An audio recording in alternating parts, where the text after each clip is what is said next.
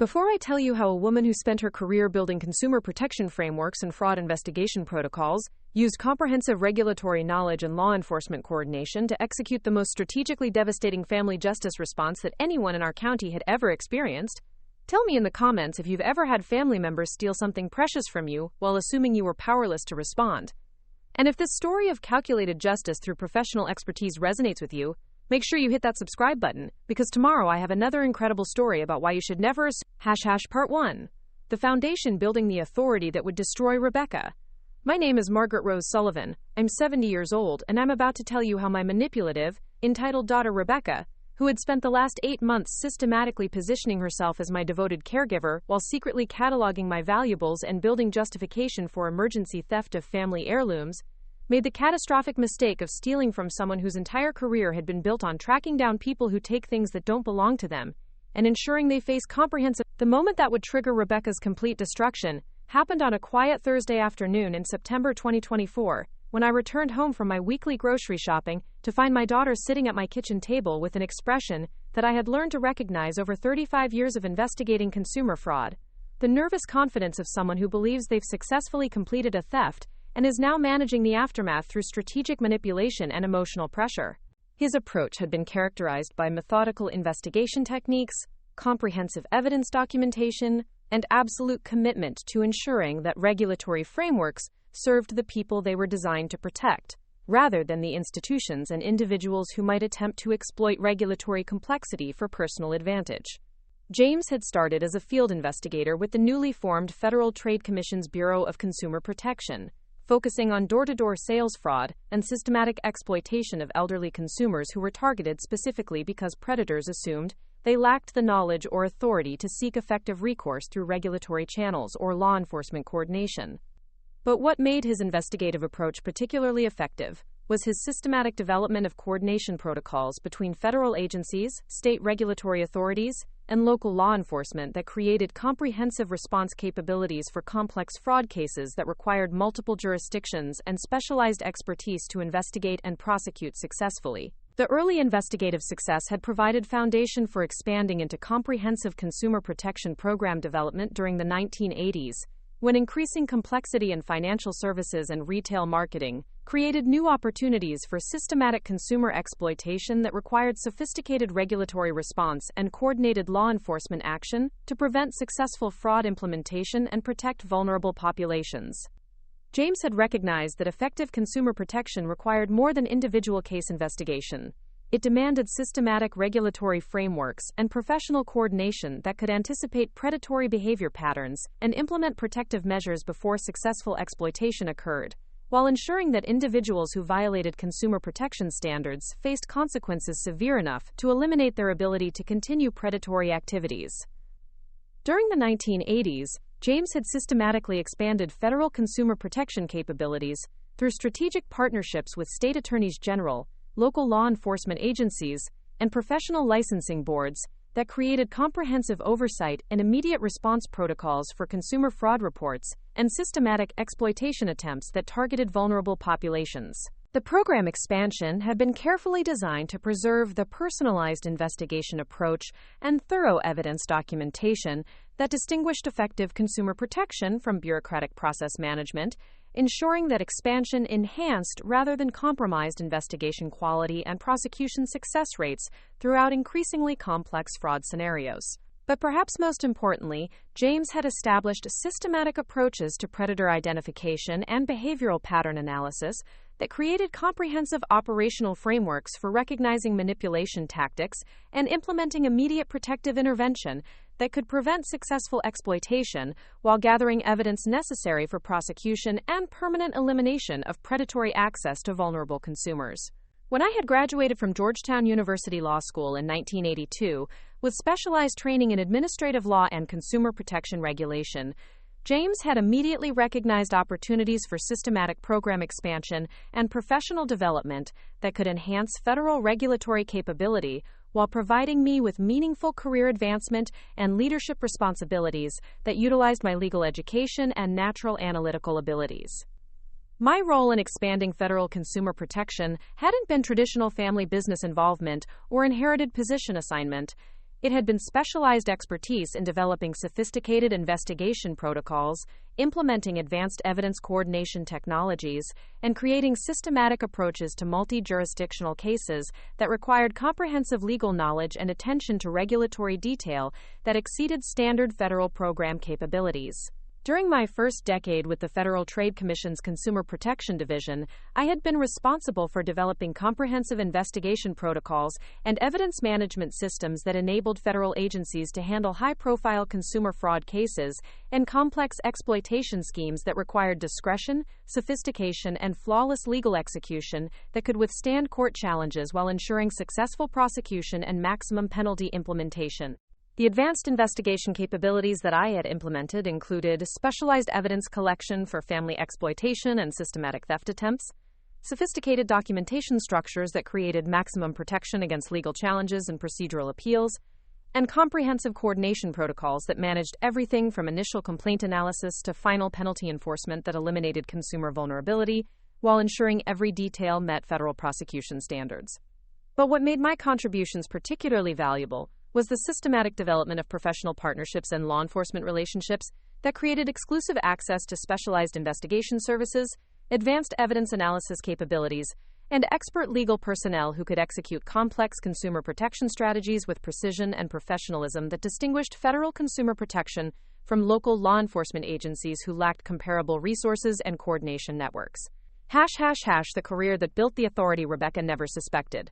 By the early 1990s, as consumer fraud became increasingly sophisticated and predatory behavior evolved to exploit technological advances and regulatory complexity, I had systematically expanded federal consumer protection capabilities through strategic program development and professional relationship coordination that created comprehensive fraud prevention and prosecution services, rather than simple complaint processing and basic investigation that characterized less sophisticated regulatory operations. The program expansion had included professional threat assessment and pattern recognition services, comprehensive legal coordination for complex multi-state cases and specialty fraud investigations, and systematic relationship development with federal prosecutors and specialized law enforcement units that provided consumers with access to protection and justice coordination that enhanced their security while demonstrating sophisticated regulatory expertise and prosecution capability throughout competitive federal law enforcement environments.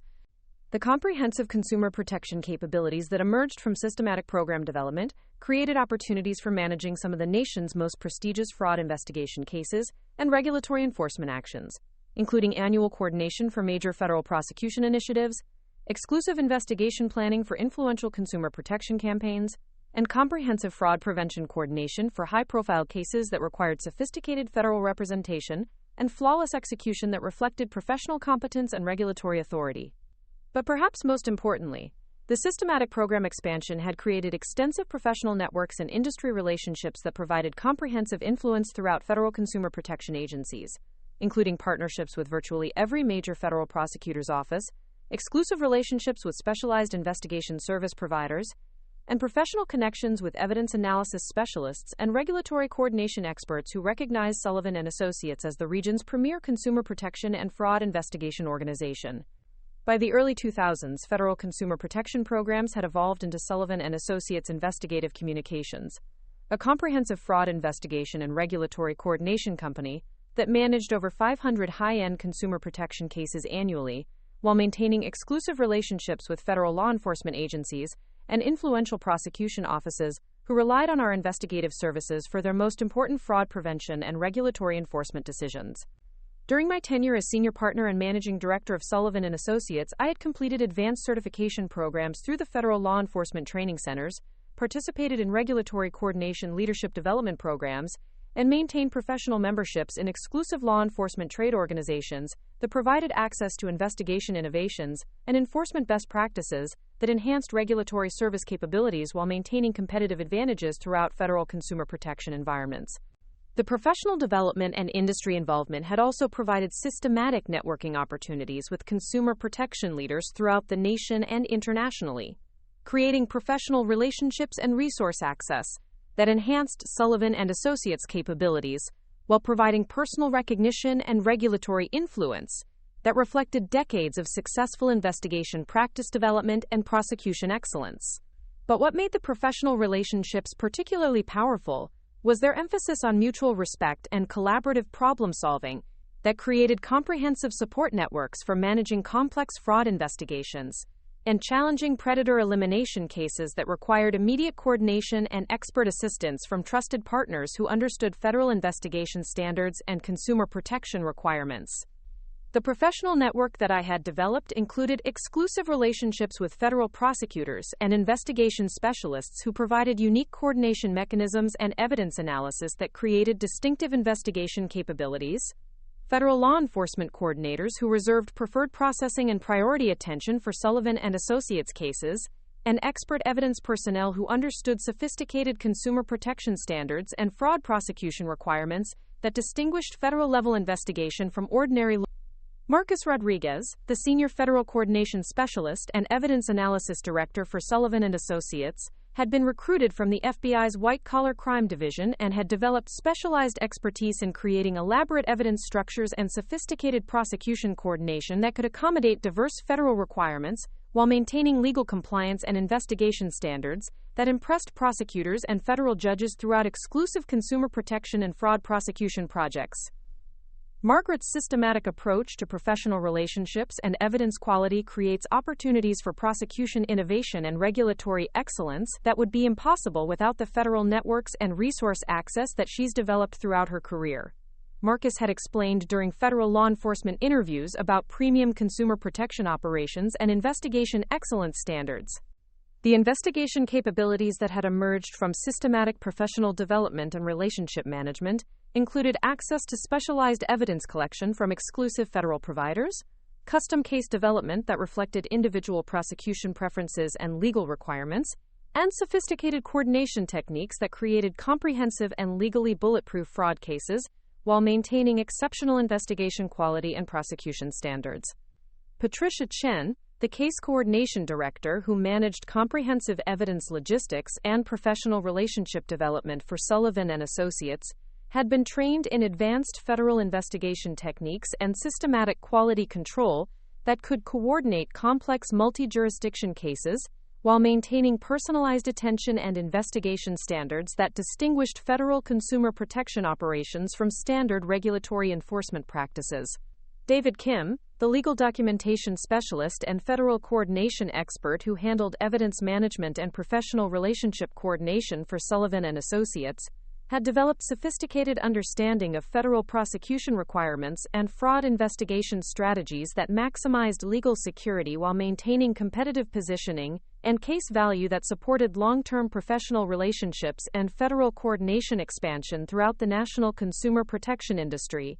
By 2015, when I had transitioned to senior consultant while maintaining active involvement in strategic case development and major federal coordination relationships, Sullivan and Associates had achieved recognition as the nation's premier consumer protection investigation firm, managing over 600 high-end fraud investigation cases annually, while maintaining exclusive relationships with federal law enforcement agencies and influential prosecution offices who relied on our investigation services for their most important consumer protection and fraud. The investigation practice success had created substantial personal wealth and professional recognition that included federal awards and leadership positions in law enforcement trade organizations, but more importantly, it had established comprehensive influence throughout federal consumer protection agencies that provided systematic capability for supporting family members and protecting family interests through professional relationships and regulatory coordination that could enhance or eliminate legal consequences based on family relationship dynamics and respect for established values and legitimate family authority.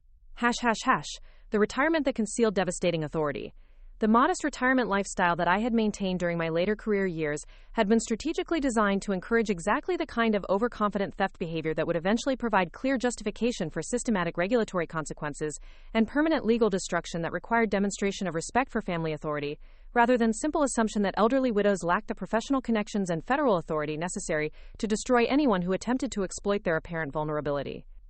Every aspect of my public presentation had been carefully chosen to reinforce assumptions about retirement limitations and minimal continuing influence over federal operations and professional relationships, while concealing the comprehensive regulatory authority and systematic law enforcement control that continued to operate through Sullivan and Associates partnership structure and federal relationship management that protected family interests from exactly the kind of systematic exploitation that Rebecca represented. My daily routine during semi-retirement had been deliberately structured to create the impression of a typical elderly widow whose activities were limited to traditional grandmother pursuits and community involvement that suggested minimal continuing relevance to contemporary federal practice and professional decision-making that might affect major investigation arrangements and law enforcement coordination for younger generations who might be developing their own legal problems and lifestyle complications. But what visitors to my modest suburban ranch house couldn't see was the sophisticated home office that occupied the converted basement, where I maintained comprehensive filing systems for federal relationship management, professional-grade communication equipment for consulting with law enforcement partners and prosecution specialists, and computer systems with specialized software for monitoring Sullivan and Associates' performance and analyzing consumer protection industry arrangements that required ongoing oversight and strategic management.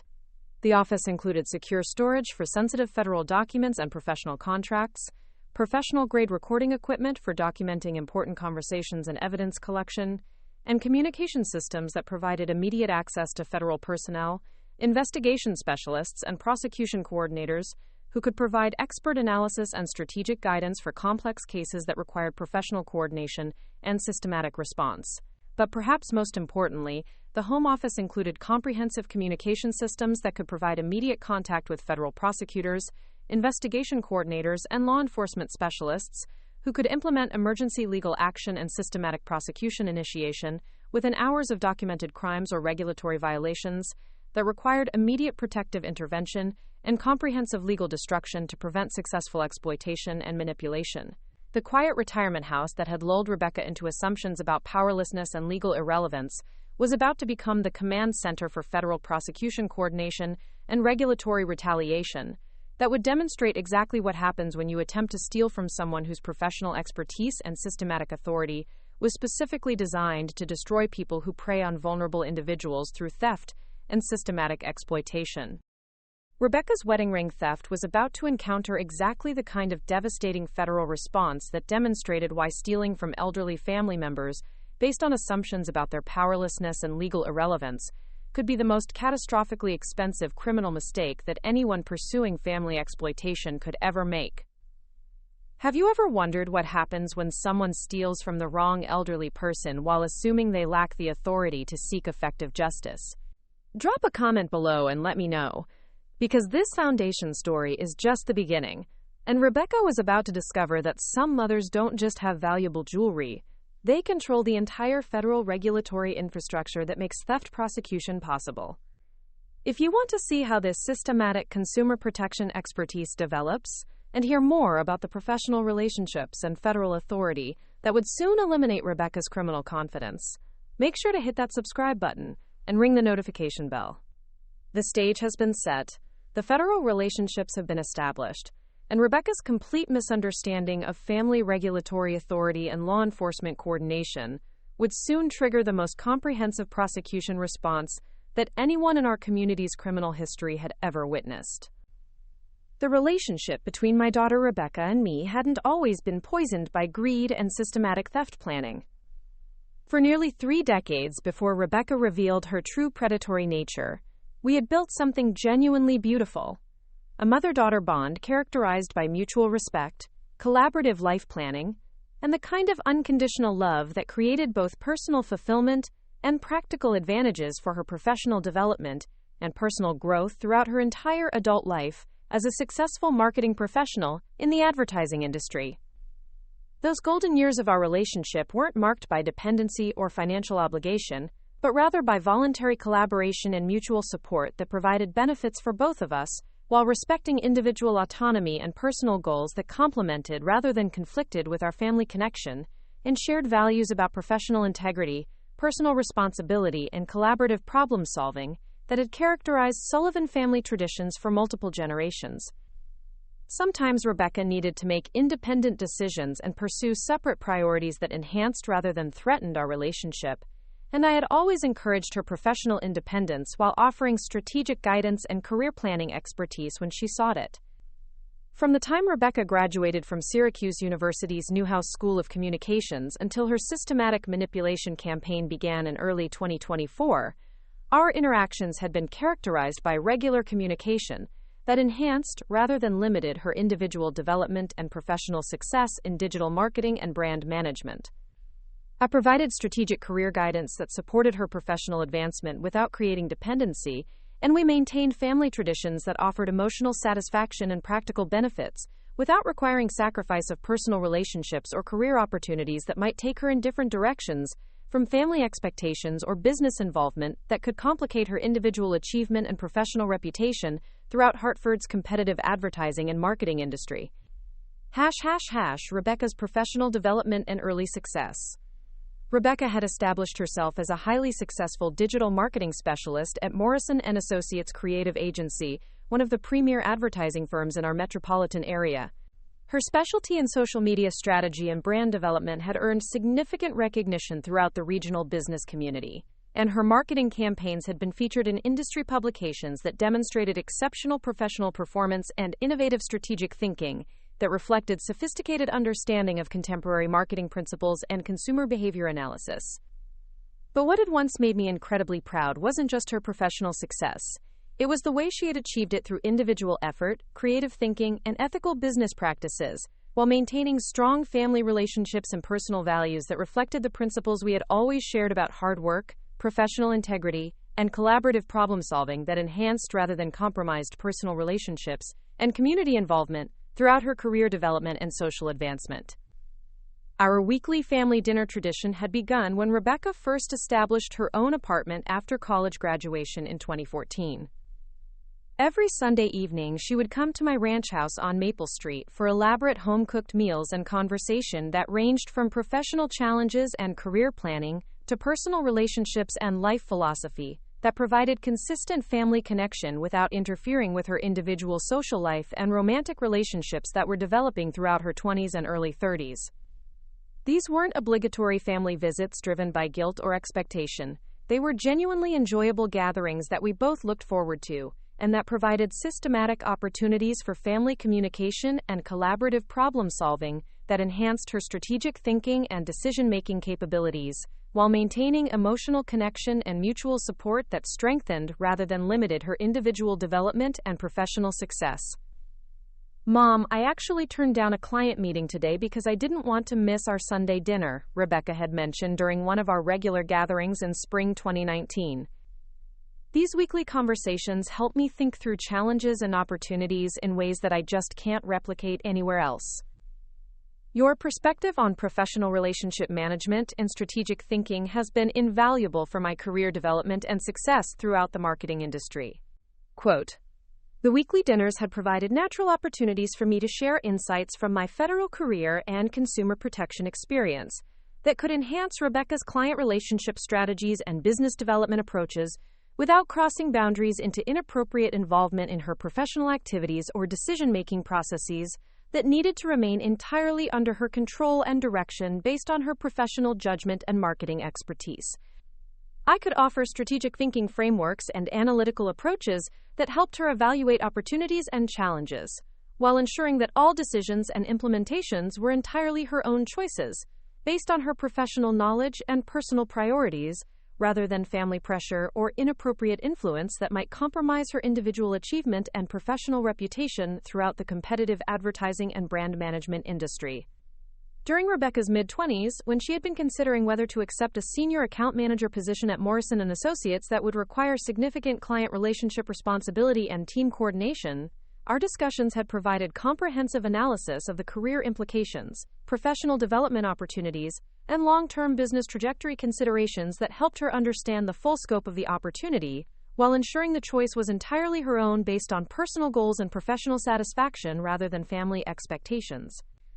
"I want to make sure I'm evaluating the senior position for the right reasons and with complete understanding of both the advancement opportunities and management obligations involved," Rebecca had explained when seeking my perspective on the career development possibility that would significantly enhance her professional responsibilities and industry influence. "Your experience with professional management and long-term strategic planning helps me understand considerations that might not be obvious from my current position within the agency." The guidance I provided had been based on federal expertise and analytical capability, rather than family authority or emotional manipulation that might compromise her decision-making autonomy. I helped her develop systematic approaches to evaluating the position requirements, understanding the client relationship responsibilities and project coordination obligations, and assessing whether the opportunity aligned with her personal values and long-term career goals that would affect her professional satisfaction and industry advancement throughout her marketing and advertising career. But the final decision had been entirely her own, based on individual judgment about professional challenge and career development priorities that reflected her personal ambitions and strategic thinking, rather than family influence or business pressure that might compromise her individual achievement and professional independence throughout the advertising and brand management industry. When Rebecca had ultimately accepted the senior account manager position, the celebration dinner we shared had been genuine recognition of her individual achievement and professional competence, rather than family pride and reflected glory or inherited advantages that might diminish her personal accomplishment and career success. I was proud of her advancement because it represented the culmination of years of hard work, creative thinking, and ethical professional behavior that demonstrated character and capability that would serve her well throughout her career and personal life. The professional mentorship that built trust. The professional planning conversations that had become a regular part of our relationship weren't attempts to control her decisions or maintain inappropriate influence over her career choices and professional development. Instead, they were collaborative discussions that helped Rebecca understand market analysis techniques, client relationship strategies, and long-term business development approaches that could enhance her professional capabilities and industry success, while ensuring her decision-making remained entirely autonomous and based on personal priorities rather than family pressure or business expectations. I appreciate having access to sophisticated strategic analysis and professional planning expertise that helps me make better decisions about my own career and project development, Rebecca had said during discussions about professional advancement and industry positioning that had become more sophisticated as she gained experience and responsibility throughout her marketing career. Your federal background helps me understand strategic considerations and analytical frameworks that I might not recognize on my own, but I know the choices are always mine to make based on my own professional judgment and career goals. The professional guidance had included comprehensive education about marketing industry analysis and client relationship dynamics, not to create pressure or obligation, but to ensure Rebecca understood industry patterns and could make informed decisions about career risks and project investments, without concern about basic professional competence that was already established through family business education and strategic planning experience. Rebecca had always known that our family's federal connections could provide valuable professional networking and career development opportunities if she ever needed them, including detailed information about regulatory compliance requirements, legal resource relationships, and the collaborative approaches that governed access to family professional resources and industry influence throughout Hartford's business community.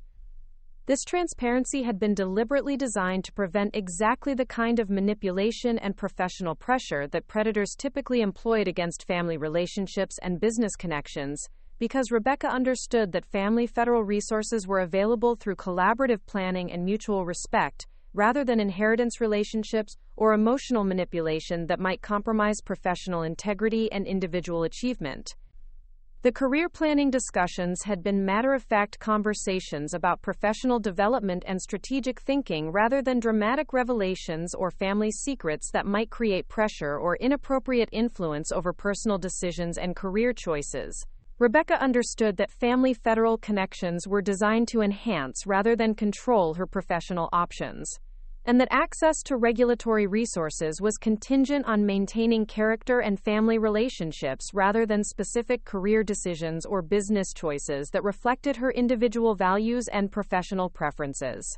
I've always appreciated that our family professional relationships are designed to support my individual independence and personal goals, rather than create dependency or obligation that might compromise my decision-making, Rebecca had mentioned during strategic planning discussions that had become more detailed as she approached her 30s and began considering major professional decisions about partnership opportunities and long-term career commitments. Knowing that family federal resources are available allows me to make choices about career development based on genuine professional interest and personal satisfaction, rather than financial considerations that might influence my judgment for the wrong reasons. The family professional arrangements had included specific protections against business manipulation and career exploitation, with federal relationships designed to ensure that family resources remained under family control regardless of romantic relationships or business partnerships that might create conflicts of interest or compromise professional independence and individual achievement throughout career development and industry advancement. These protective measures weren't designed to control Rebecca's personal choices or interfere with her romantic relationships, but rather to ensure that family federal resources continued to serve family values and priorities, rather than being exploited by individuals who might attempt to gain access to established regulatory connections through strategic relationship development and systematic manipulation of family dynamics for personal advantage and professional advancement. Rebecca had always understood and appreciated these protective arrangements because they enhanced rather than limited her autonomy in both professional and romantic relationships. She could pursue career opportunities based on genuine professional interest and strategic thinking, without concern that potential business partners might be motivated by family connection considerations, rather than her individual competence and creative capabilities. The family professional protection arrangements actually give me more freedom in business relationships because I know that anyone who's interested in working with me must be genuinely interested in my individual capabilities rather than family federal connections, Rebecca had explained during conversations about career development and business relationship management that had characterized her professional growth throughout her 20s and early 30s. I can focus on building relationships based on professional competence and creative collaboration without worrying about people who might be motivated by family business considerations rather than genuine professional partnership. ### The romantic relationships that tested our trust. The protective legal structures had been tested and proven effective during Rebecca's previous serious relationship with Michael Thompson, a financial advisor whom she had dated for almost 4 years during her late 20s. Michael had been genuinely welcomed into our family and had participated in holiday celebrations and family events with obvious comfort and mutual enjoyment, demonstrating exactly the kind of family integration and professional respect that the protective arrangements were designed to support and encourage. Michael had shown genuine interest in our family's federal service history and professional development background, had contributed meaningfully to family conversations and celebrations, and had demonstrated the kind of character and values that indicated long-term compatibility with family priorities and professional principles that enhanced rather than threatened career relationships and federal connections. His professional accomplishments in financial planning complemented Rebecca's work in marketing and advertising, and their shared commitment to ethical business practices and client service reflected values that enhanced rather than conflicted with family professional principles and federal service standards that had characterized Sullivan family involvement in public service and regulatory protection throughout multiple decades of professional success and community leadership. Michael feels like a natural addition to our family and professional relationships.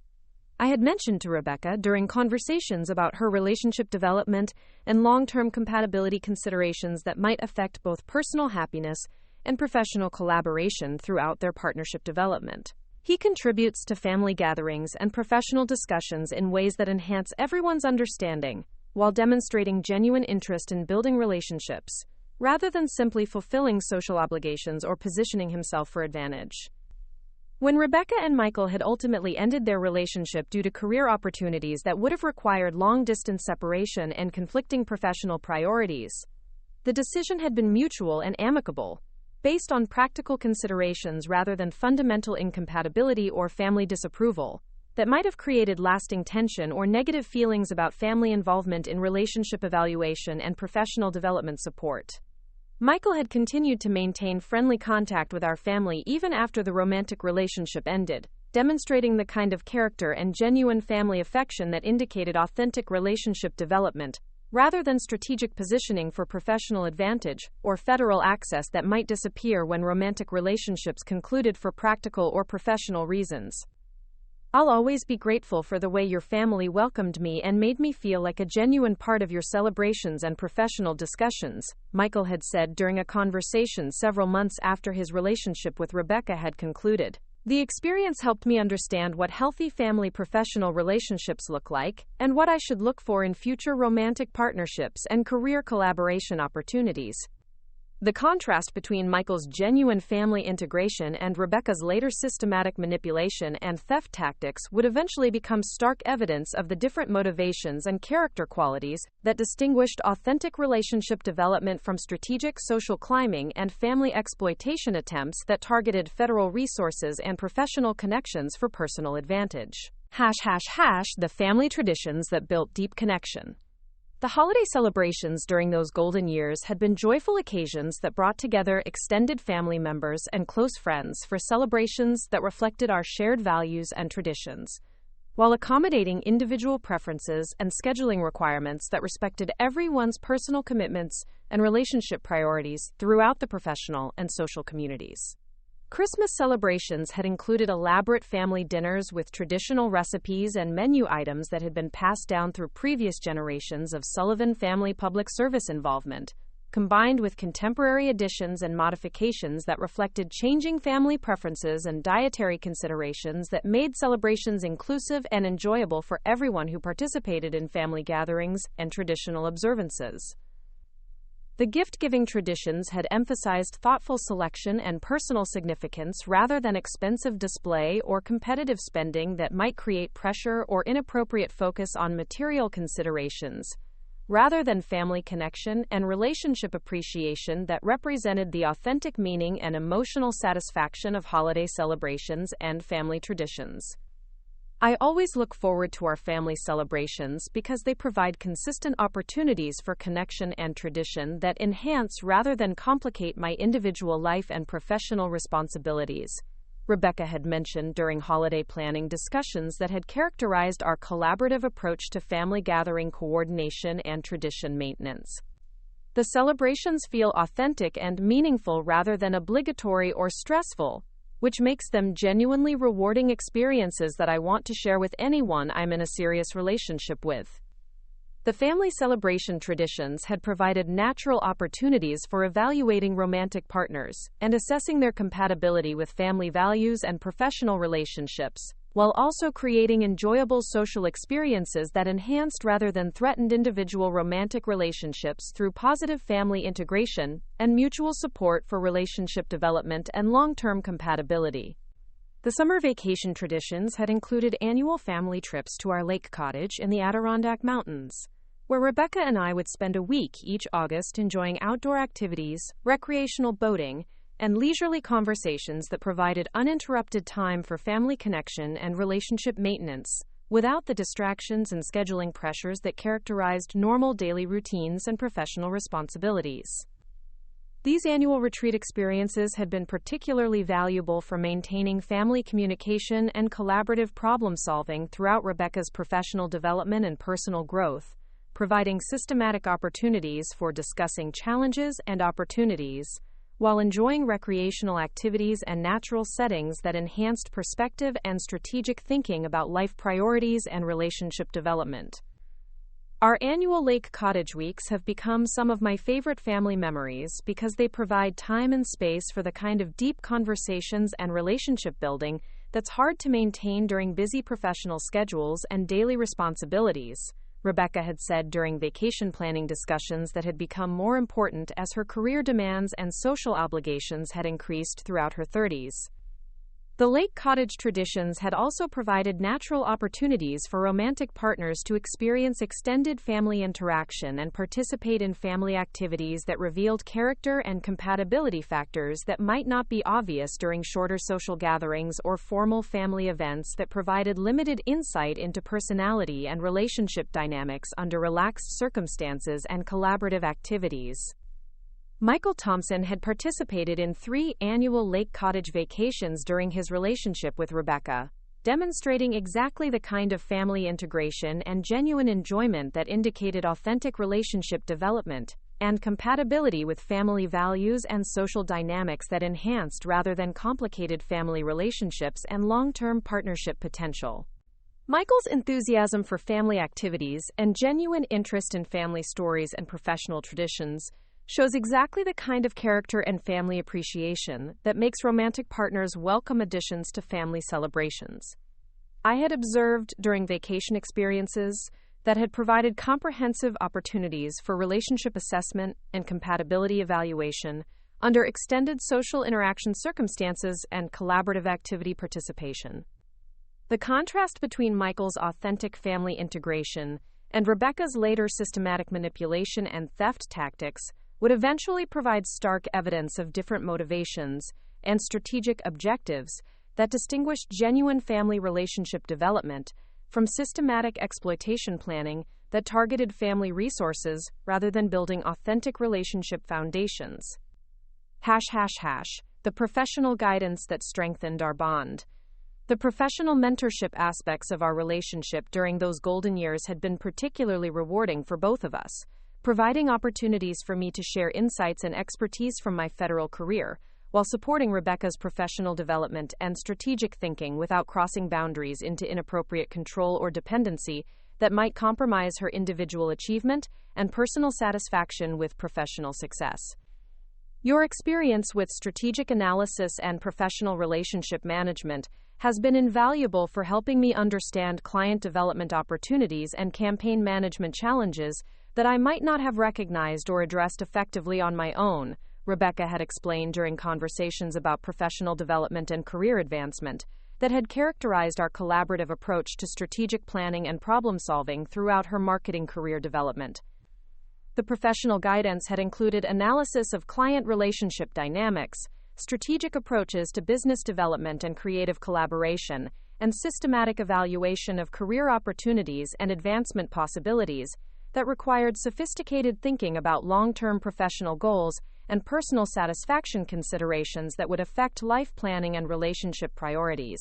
But perhaps most importantly, the professional mentorship had been based on mutual respect and collaborative analysis, rather than hierarchical authority or family control that might compromise Rebecca's professional autonomy and individual decision-making about career development and business relationship management that remained entirely under her direction and control. The collaborative approach to professional development had created shared intellectual interests and strategic challenges that enhanced family relationships while providing practical benefits for Rebecca's career advancement and business success that demonstrated the value of family wisdom and experience without creating dependency or obligation that might compromise individual achievement and personal satisfaction. The professional insights and strategic thinking frameworks that I've learned through our family conversations have enhanced my professional capabilities and business development success in ways that support rather than replace my individual effort and talent, Rebecca had noted during career evaluation discussions that had recognized both family contribution and individual achievement in professional development and advancement. During Rebecca's early 30s, as she had achieved greater professional stability and begun considering more serious long-term relationship commitments, our conversations had evolved to include more detailed discussions about family planning priorities, financial responsibility, and the kind of partnership qualities that would enhance rather than compromise her personal happiness and professional development throughout her adult life and career advancement. These discussions weren't attempts to control her romantic choices or impose family expectations on her relationship decisions, but rather collaborative analysis of relationship dynamics and compatibility factors that could affect long-term satisfaction and family harmony that would benefit everyone involved in expanded family relationships and professional collaboration throughout career development and community involvement. I want to find someone who enhances rather than complicates family relationships and professional connections, Rebecca had explained during conversations about relationship priorities and marriage considerations that had become more focused as she approached her mid-30s and achieved greater professional stability. Our family relationship and federal network are important to me, and I want any long-term partner to appreciate and contribute to family relationships rather than viewing them as competition or obstacles to overcome. The relationship standards that Rebecca had developed weren't unreasonable expectations or controlling family requirements, but rather mature recognition that successful long-term partnerships required compatibility not just between romantic partners, but also between individuals and their extended family relationships and professional networks that provided ongoing support and connection throughout adult life and career development. The growing interest in family legacy. Rebecca had also begun taking greater interest in family federal service legacy and professional development management, not because she was planning to change careers or depend on family professional involvement, but because she understood that family federal connections represented family legacy and values that she might eventually be responsible for understanding and supporting throughout future generations and professional development. I want to understand the family-professional relationships and federal connections not because I'm planning to depend on inherited advantages, but because I recognize that these resources represent family legacy and values that I should understand and respect, Rebecca had said during discussions about federal service and generational responsibility that had become more detailed as she matured and began considering long-term family relationship responsibilities and community stewardship. The gradual transition toward greater family professional awareness had been natural and mutually beneficial, providing Rebecca with sophisticated understanding of federal service and regulatory coordination while ensuring continuity of family values and professional principles that had preserved and enhanced family influence across multiple generations of public service development and community leadership. These family professional education discussions had included comprehensive information about federal relationships and regulatory structures, case management and evidence coordination, and the systematic approaches to quality control and professional relationship management that had characterized my career and continued to guide family professional involvement and strategic planning throughout retirement years. Rebecca had demonstrated genuine aptitude and interest in strategic analysis and professional relationship management that suggested natural ability for eventual family professional coordination responsibilities, while also maintaining clear boundaries between family professional involvement and personal career development that remained focused on marketing achievement and creative satisfaction rather than dependence on inherited advantages or family federal connections. Learning about family federal service management and regulatory relationship coordination actually enhances my professional development because it provides sophisticated analytical frameworks and strategic thinking approaches that improve my campaign planning and client relationship management capabilities. Rebecca had observed during professional education sessions that had prepared her for potential family professional involvement while supporting her current career growth and development throughout the advertising industry. The professional development that resulted from family federal education had created additional common ground for our relationship conversations and collaborative problem solving, providing shared intellectual interests and strategic challenges that enhanced family connection while respecting individual autonomy and professional priorities that remained entirely under Rebecca's control and direction. The collaborative approach to family professional education and leadership preparation had also provided systematic opportunities for assessing Rebecca's judgment and decision-making capabilities in complex strategic situations that required analytical thinking and ethical reasoning that would be essential for protecting family professional interests and relationships from systematic threats and manipulation attempts that might emerge in future family situations. Rebecca had consistently demonstrated excellent judgment and strong ethical principles in professional education scenarios and strategic planning exercises, providing confidence that family federal resources would continue to serve family values and priorities under her eventual understanding and responsibility for protecting regulatory relationships and professional coordination across future generations. Rebecca has shown exactly the kind of character and strategic thinking capability that justifies confidence in her understanding of family professional relationships. I had noted in family planning documentation that recorded systematic evaluation of family member qualifications and responsibility readiness that would guide future professional practice transition and coordination planning.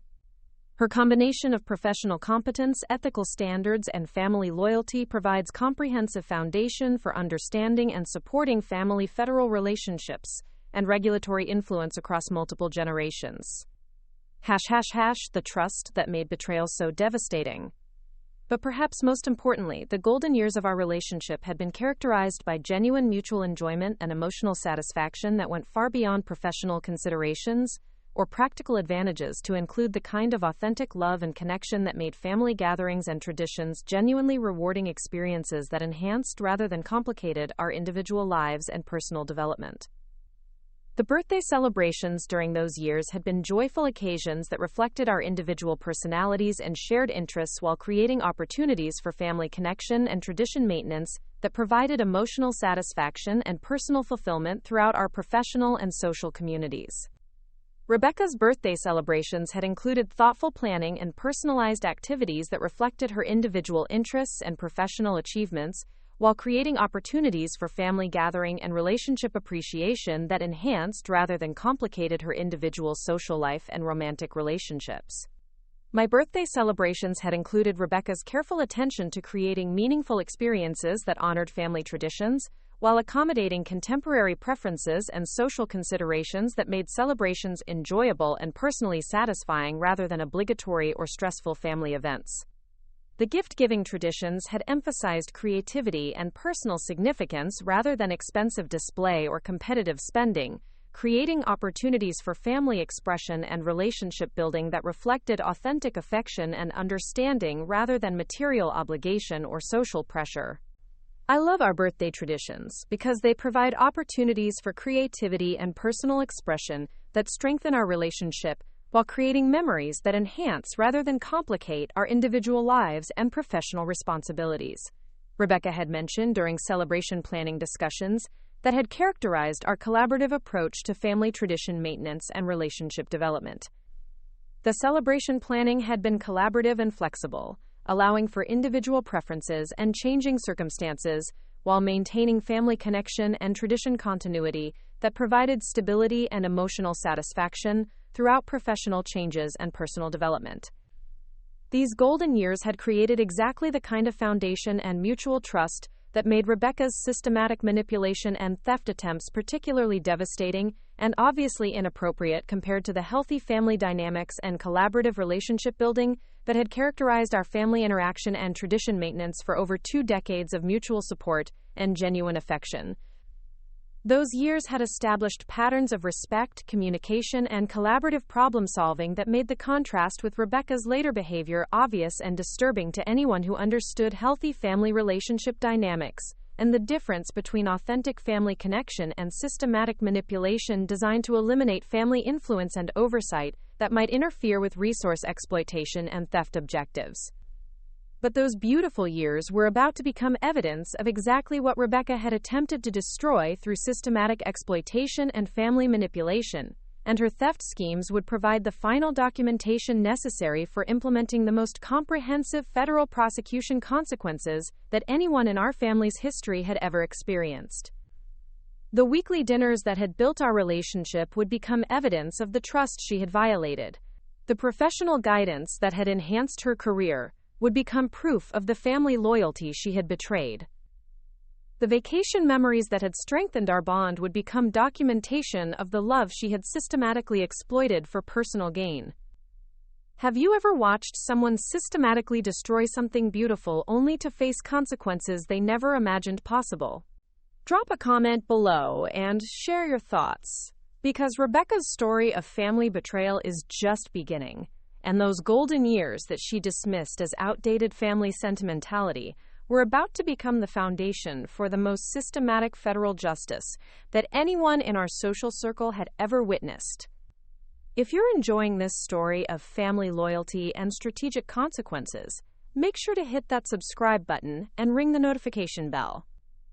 Tomorrow, I'll tell you exactly how Rebecca entered her predatory phase and began her systematic campaign to replace genuine family relationships with exploitation and manipulation that would ultimately cost her everything she thought she was gaining through strategic caregiving and theft planning.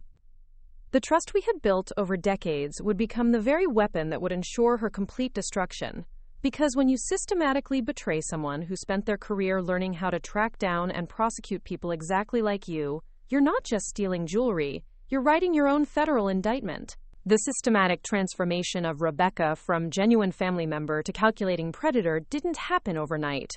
It was a gradual metamorphosis that began in January 2024 and would ultimately reveal itself as one of the most sophisticated family exploitation schemes I had encountered in 40 years of tracking down people who prey on vulnerable individuals through systematic manipulation and theft planning.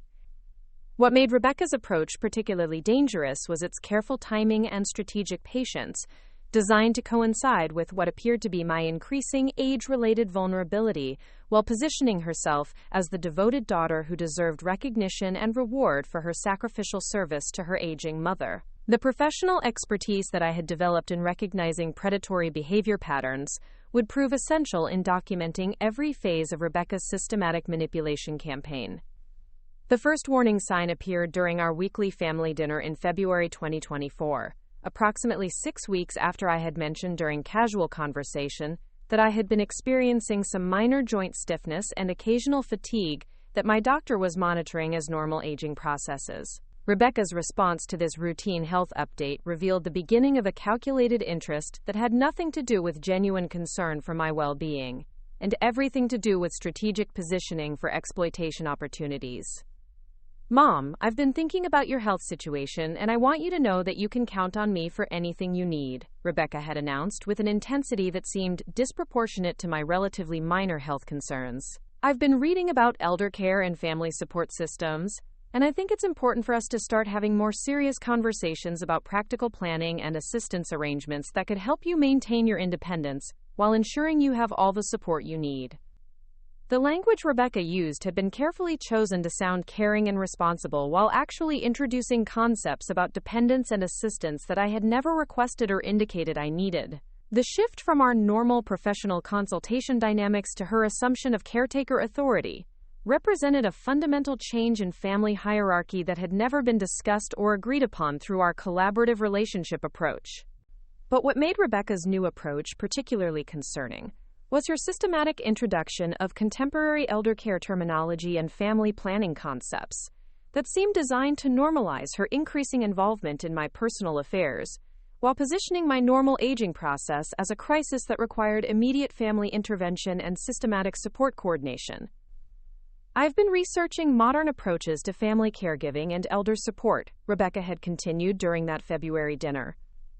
"Most family planning experts recommend that aging family members establish clear support networks and assistance protocols before they actually need them, so there's no confusion or family conflict when health issues become more serious or capabilities decline."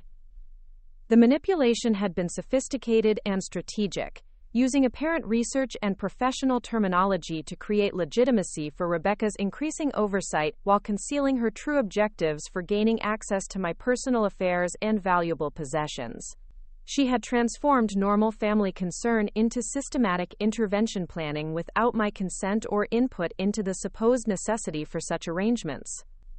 What I found most revealing was Rebecca's obvious frustration when I politely declined her offers of assistance and maintained my normal independence and decision-making authority. Her reaction suggested that she had expected immediate gratitude and compliance, rather than the continued autonomy that characterized my actual health status and personal capabilities. "I'm grateful for your concern, Rebecca, but I'm managing my health situation quite well with my medical team, and I don't anticipate needing additional family support at this time," I had responded, maintaining clear boundaries while observing her reaction to my continued independence. "If circumstances change and I do need assistance, I'll certainly let you know, and we can discuss appropriate arrangements through our normal collaborative approach." Rebecca's expression had revealed disappointment and something approaching irritation that my health concerns weren't more serious or debilitating than I had indicated. Her response suggested that she had been hoping for greater vulnerability that would justify increased involvement and oversight, rather than genuine relief that my health issues were manageable and temporary. The strategic intelligence gathering phase. The second phase of Rebecca's transformation involved systematic research into my daily routines, medical appointments, and personal affairs that went far beyond normal family concern to include strategic intelligence gathering that would support more sophisticated manipulation and intervention planning. Throughout March 2024, Rebecca began implementing what appeared to be increased family attention, but was actually comprehensive surveillance and information collection. "I thought I'd stop by more often just to check in and see how you're feeling," Rebecca had explained during her first unscheduled visit to my Maple Street ranch house in early March. "I was in the neighborhood visiting a client, and I wanted to make sure you weren't having any problems or needed anything from the store." The unscheduled visits had been presented as spontaneous caregiving gestures, but their timing and frequency revealed systematic planning, designed to gather information about my routines, assess my physical capabilities, and identify potential vulnerabilities that could be exploited for increased involvement and control over my personal affairs and valuable possessions. During these visits, Rebecca displayed unusual interest in my home environment, asking detailed questions about household management, maintenance responsibilities, and daily activities that seemed designed to assess whether I was experiencing any difficulties that might justify family intervention and assistance coordination. "This house is quite large for someone living alone," Rebecca had commented during one of her surveillance visits. "Are you finding it challenging to manage all the maintenance and household responsibilities? I know several elderly family friends who have found it beneficial to simplify their living arrangements or accept family assistance with property management and daily tasks." The systematic probing revealed Rebecca's strategic thinking about creating problems or identifying weaknesses that could support arguments for increased family involvement and assistance. Her approach suggested comprehensive planning for establishing necessity and justification for intervention, rather than responding to actual problems or difficulties I was experiencing with independent living. But what made Rebecca's surveillance particularly insidious was her careful documentation of any minor challenges or temporary difficulties, which she systematically exaggerated and misrepresented to create an impression of declining capabilities and increasing vulnerability that would support her intervention narrative and assistance proposals. "I noticed that you seemed a little winded when you were working in your garden yesterday," Rebecca had mentioned during a family phone call, transforming normal physical exertion during routine gardening into evidence of health decline and physical limitation. "I'm concerned that you might be pushing yourself too hard, or not recognizing when you need to ask for help with physical activities that might be becoming too challenging." The systematic misrepresentation of normal activities and temporary fatigue into signs of serious decline revealed Rebecca's comprehensive strategy for creating necessity and urgency around family intervention, while positioning herself as the observant family member who recognized problems that I was supposedly ignoring or denying due to pride or independence. Throughout April 2024, Rebecca's manipulation escalated to include systematic pressure for family meetings and planning discussions that would establish formal caregiving arrangements and support protocols, despite my continued good health and independent capabilities. Her approach became increasingly insistent and demanding, revealing growing frustration with my resistance to unnecessary assistance and intervention. "I think we need to have a serious family conversation about practical planning and support arrangements," Rebecca had announced during our April family dinner, using language that suggested crisis management rather than the routine family coordination that had always characterized our relationship dynamics. "I've been consulting with elder care specialists and family planning experts who recommend establishing formal assistance protocols before they're actually needed." The pressure for formal planning represented a fundamental shift from our collaborative family relationship to Rebecca's assumption of authority and decision-making responsibility that had never been requested or granted.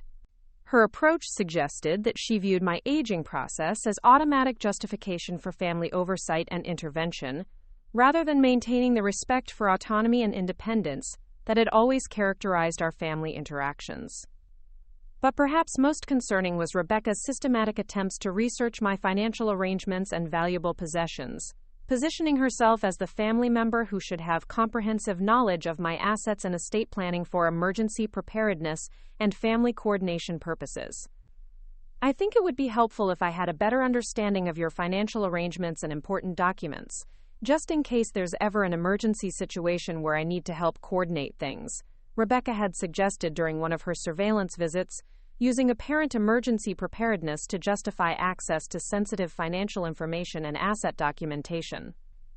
The Asset Evaluation and Cataloging Campaign. During May 2024, Rebecca's approach evolved to include systematic evaluation and cataloging of my valuable possessions, particularly focusing on jewelry, antiques, and collectibles that would represent significant resale value.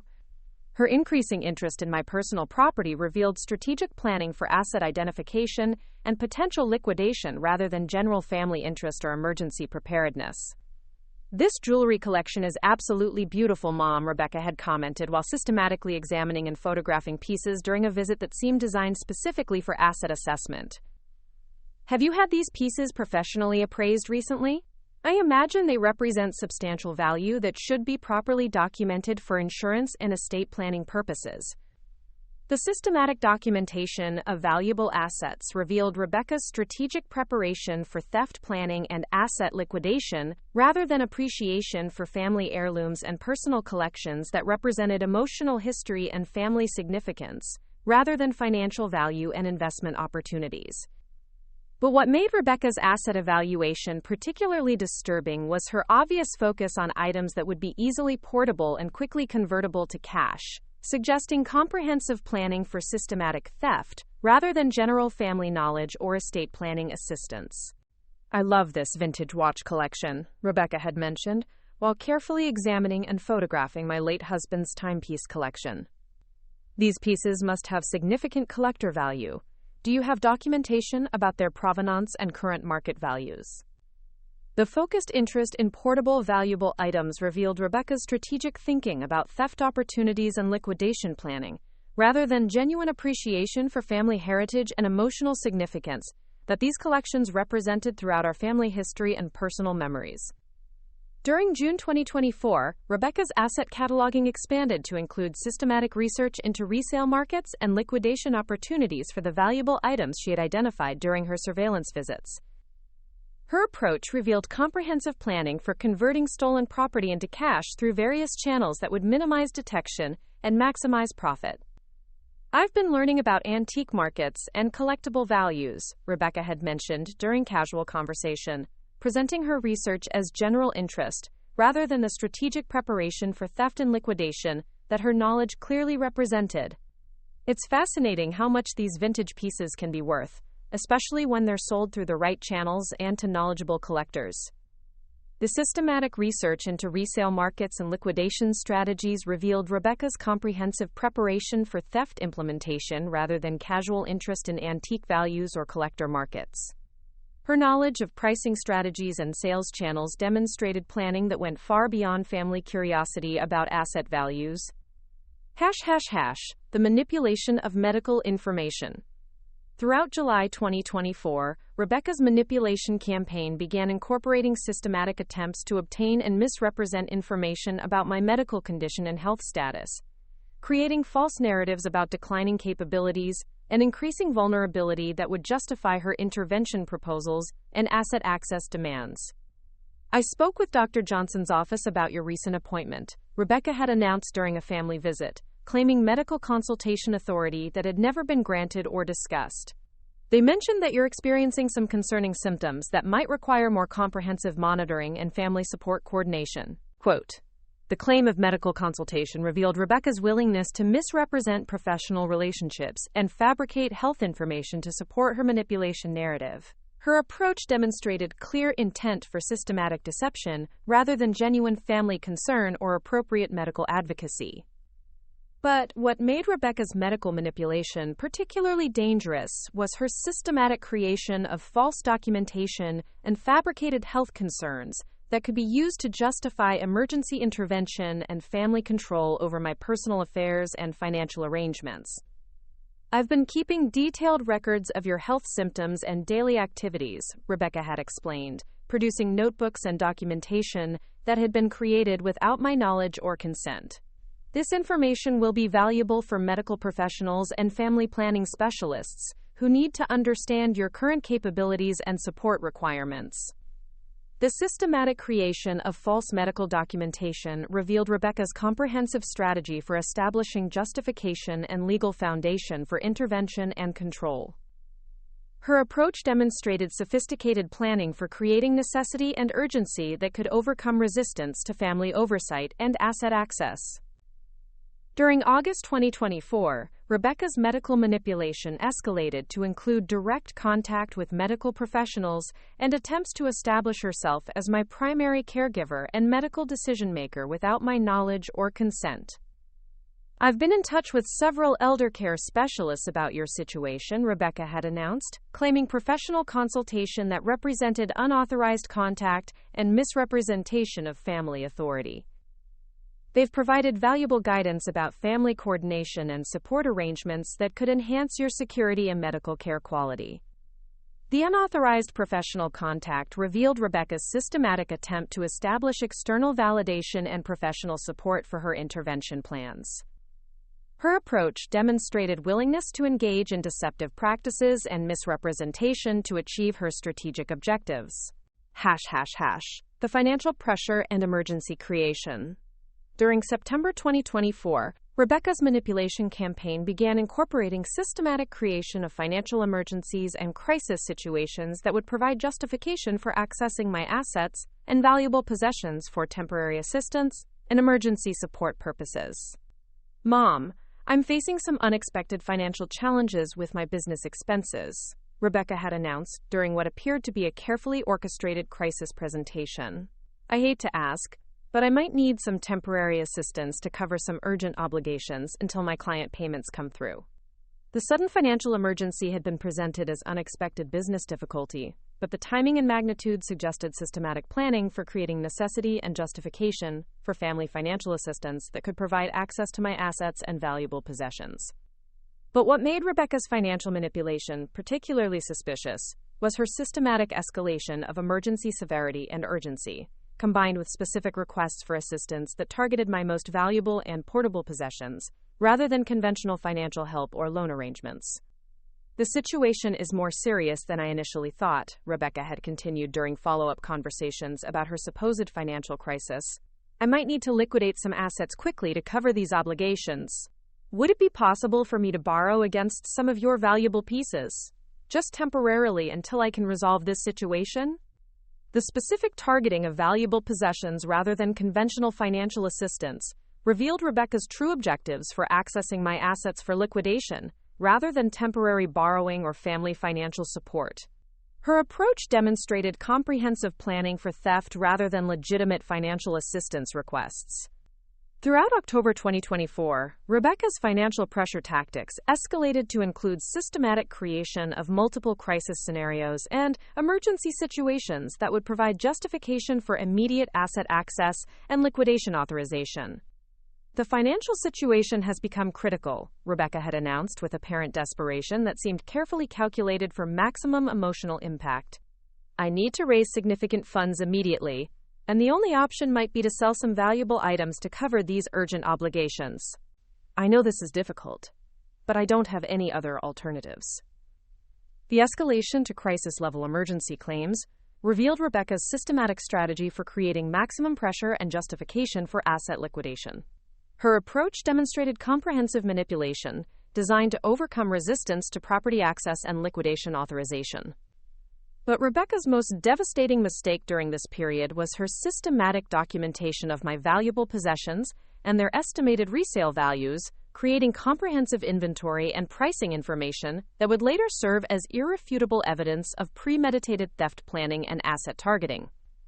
I've been researching the current market values for some of your pieces, Rebecca had explained, producing detailed documentation and pricing analysis that revealed extensive preparation for asset liquidation. This information will be helpful for insurance purposes and estate planning, but it also shows how much value is available if we ever need to access these resources for emergency purposes. The comprehensive asset valuation and liquidation research provided exactly the evidence necessary to demonstrate premeditated theft planning and systematic manipulation rather than emergency financial assistance or family crisis response.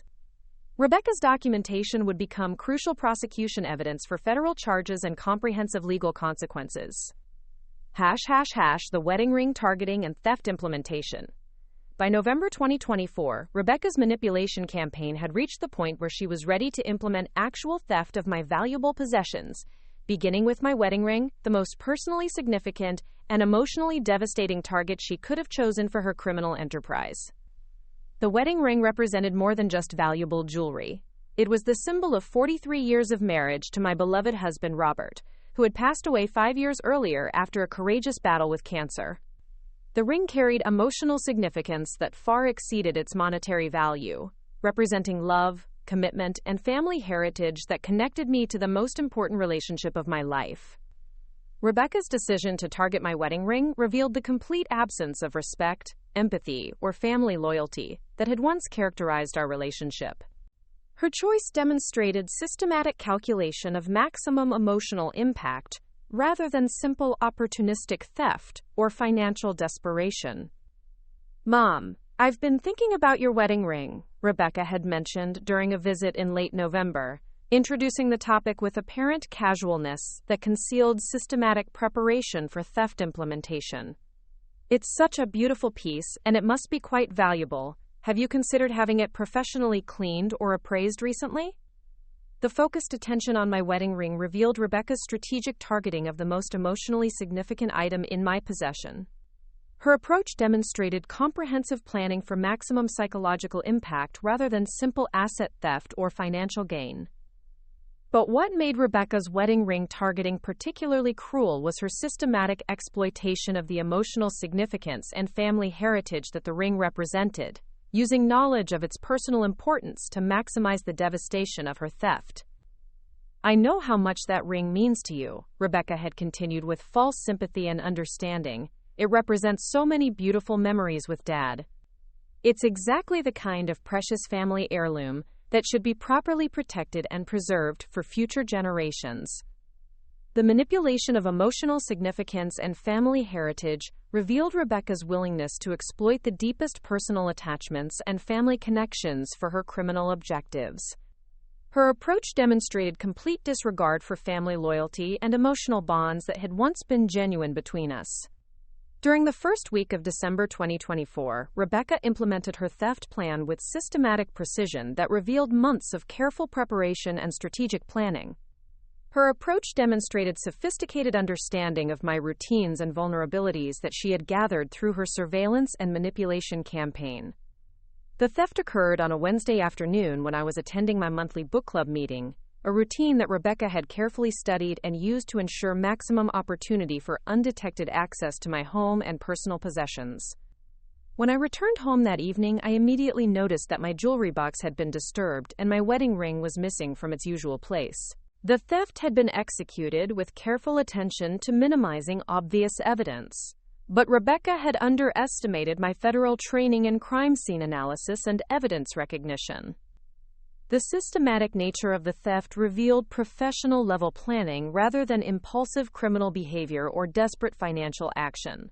Rebecca's implementation demonstrated comprehensive preparation and strategic execution that would later serve as evidence of premeditated federal crimes. The confrontation and false justification. Rebecca's response to my discovery of the theft revealed the final phase of her systematic manipulation campaign, the presentation of false justification and emotional manipulation designed to prevent legal consequences and maintain family relationship benefits while keeping the stolen property for liquidation and personal gain. "Mom, I need to tell you something important," Rebecca had announced when she came to my house the following evening, displaying the nervous confidence that I had learned to recognize in countless federal investigations of systematic theft and fraud operations. "I had to sell your wedding ring to cover some urgent expenses," Rebecca had continued with false remorse and apparent reluctance. "I know this is difficult, but I was facing a serious financial crisis, and I didn't have any other options. Don't worry, though.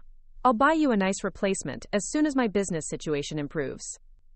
The presentation of theft as temporary borrowing and emergency assistance revealed Rebecca's systematic strategy for maintaining family relationships while completing her criminal enterprise. Her approach demonstrated comprehensive planning for avoiding consequences while securing benefits of both stolen property and continued family access. But what made Rebecca's false justification particularly revealing was her obvious expectation that I would accept her explanation and maintain our family relationship despite her systematic betrayal and criminal theft of my most precious possession. "I hope you can understand that this was an emergency situation," Rebecca had continued with manufactured emotional distress. "I never wanted to do anything that would hurt you, but I was facing serious consequences if I couldn't raise this money immediately. The ring will be replaced and everything will be back to normal once I resolve these business challenges." Quote, the expectation of forgiveness and relationship continuation revealed Rebecca's complete misunderstanding of the magnitude of her betrayal and criminal behavior. Her approach demonstrated assumption that family loyalty would override legal consequences and federal prosecution requirements. But Rebecca's most catastrophic error was her failure to recognize that her systematic manipulation campaign and theft implementation had been comprehensively documented and analyzed, using federal investigation techniques that would provide irrefutable evidence for criminal prosecution and comprehensive legal consequences. Every conversation, every manipulation attempt, and every strategic action had been recorded and analyzed as evidence of systematic criminal planning that would justify immediate federal intervention and permanent family relationship termination. The documentation included detailed behavioral analysis, expert consultation on criminal manipulation patterns, and comprehensive evidence collection that would support immediate prosecution and maximum penalty implementation. Dr. Sandra Martinez, a federal specialist in family manipulation and elder exploitation, who had provided consultation throughout my documentation period, had confirmed that Rebecca's systematic approach represented classic criminal behavior designed to gain access to valuable assets through strategic manipulation and theft planning.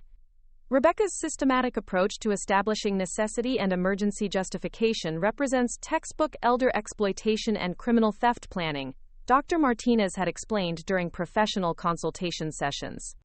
The gradual escalation, asset evaluation, and theft implementation indicate comprehensive criminal strategy, rather than emergency financial assistance or family crisis response.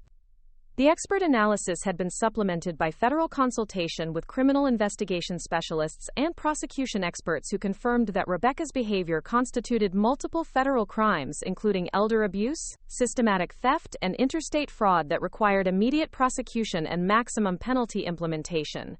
Special Agent Patricia Chen, who specialized in family exploitation and elder crime prevention, had reviewed the comprehensive evidence documentation and confirmed that Rebecca's systematic manipulation provided sufficient justification for immediate federal prosecution and comprehensive criminal consequences under federal elder protection statutes.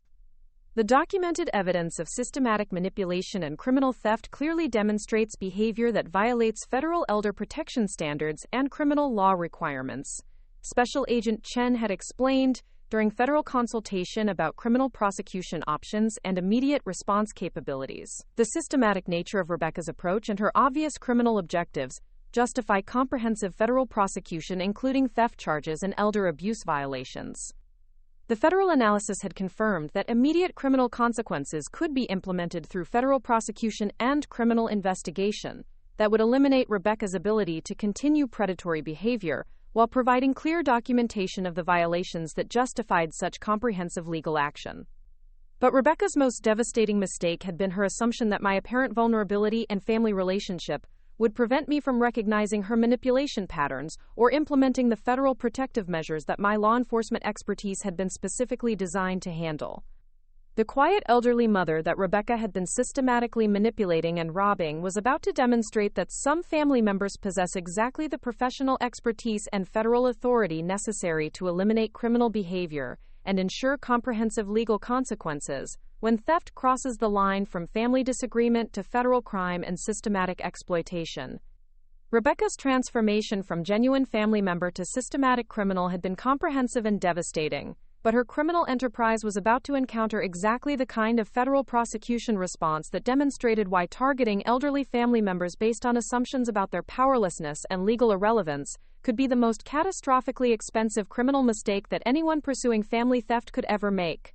The foundation had been laid, the evidence had been collected, and Rebecca's systematic criminal planning was about to trigger federal consequences that would serve as comprehensive demonstration of why family relationships represent more than social obligations. They represent legal frameworks and federal authority that would be protected through any means necessary against systematic manipulation and criminal exploitation.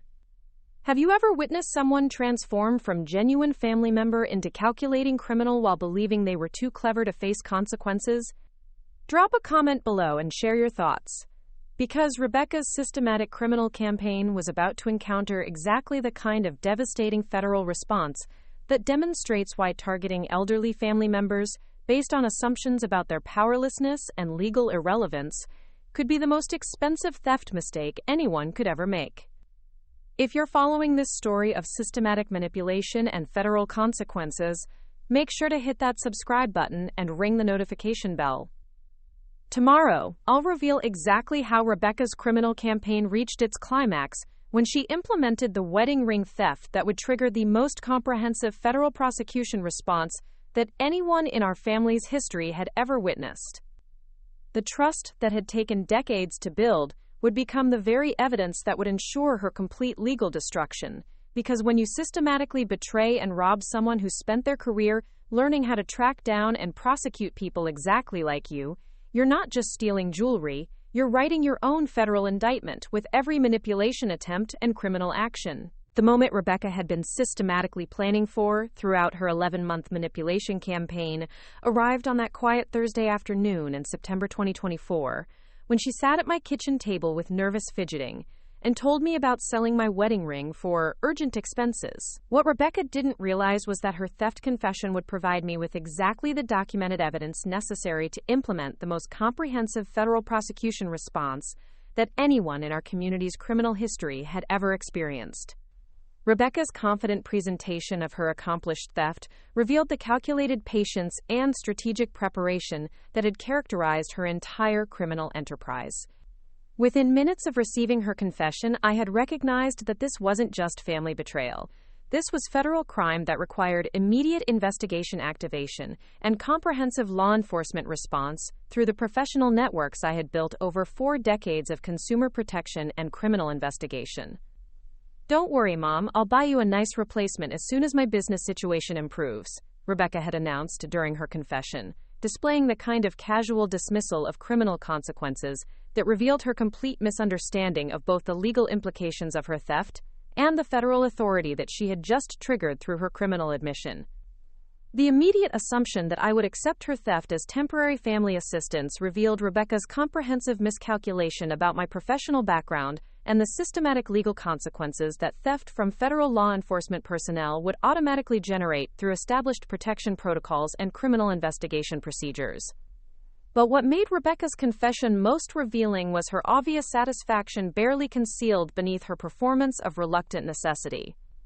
Her demeanor revealed anticipation and completion rather than genuine regret, demonstrating that this theft had been the culmination of systematic planning rather than desperate emergency response. "I know this is difficult to understand, but I was facing serious financial consequences if I couldn't raise this money immediately," Rebecca had continued, revealing comprehensive preparation for managing my emotional response while maintaining access to continued family benefits and relationship advantages despite her criminal theft of my most precious possession. The systematic family management that Rebecca attempted to implement had obviously been planned and prepared well in advance of her theft confession. Her immediate emotional manipulation revealed months of strategic preparation for overcoming family resistance and maintaining relationship benefits while completing her criminal enterprise.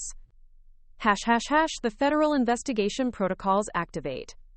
During the first hour following Rebecca's theft confession, my federal training and investigative experience immediately recognized the criminal behavior patterns and systematic manipulation that required professional law enforcement response rather than family conflict resolution. Her confession had crossed the line from family disagreement to federal crime that demanded immediate investigation activation. The federal protocols that I had helped develop throughout my career included automatic investigation procedures for criminal activities that targeted law enforcement personnel or their families, providing systematic capability for immediate evidence collection and prosecution coordination that could implement comprehensive legal consequences within hours of criminal confession or documented illegal activity.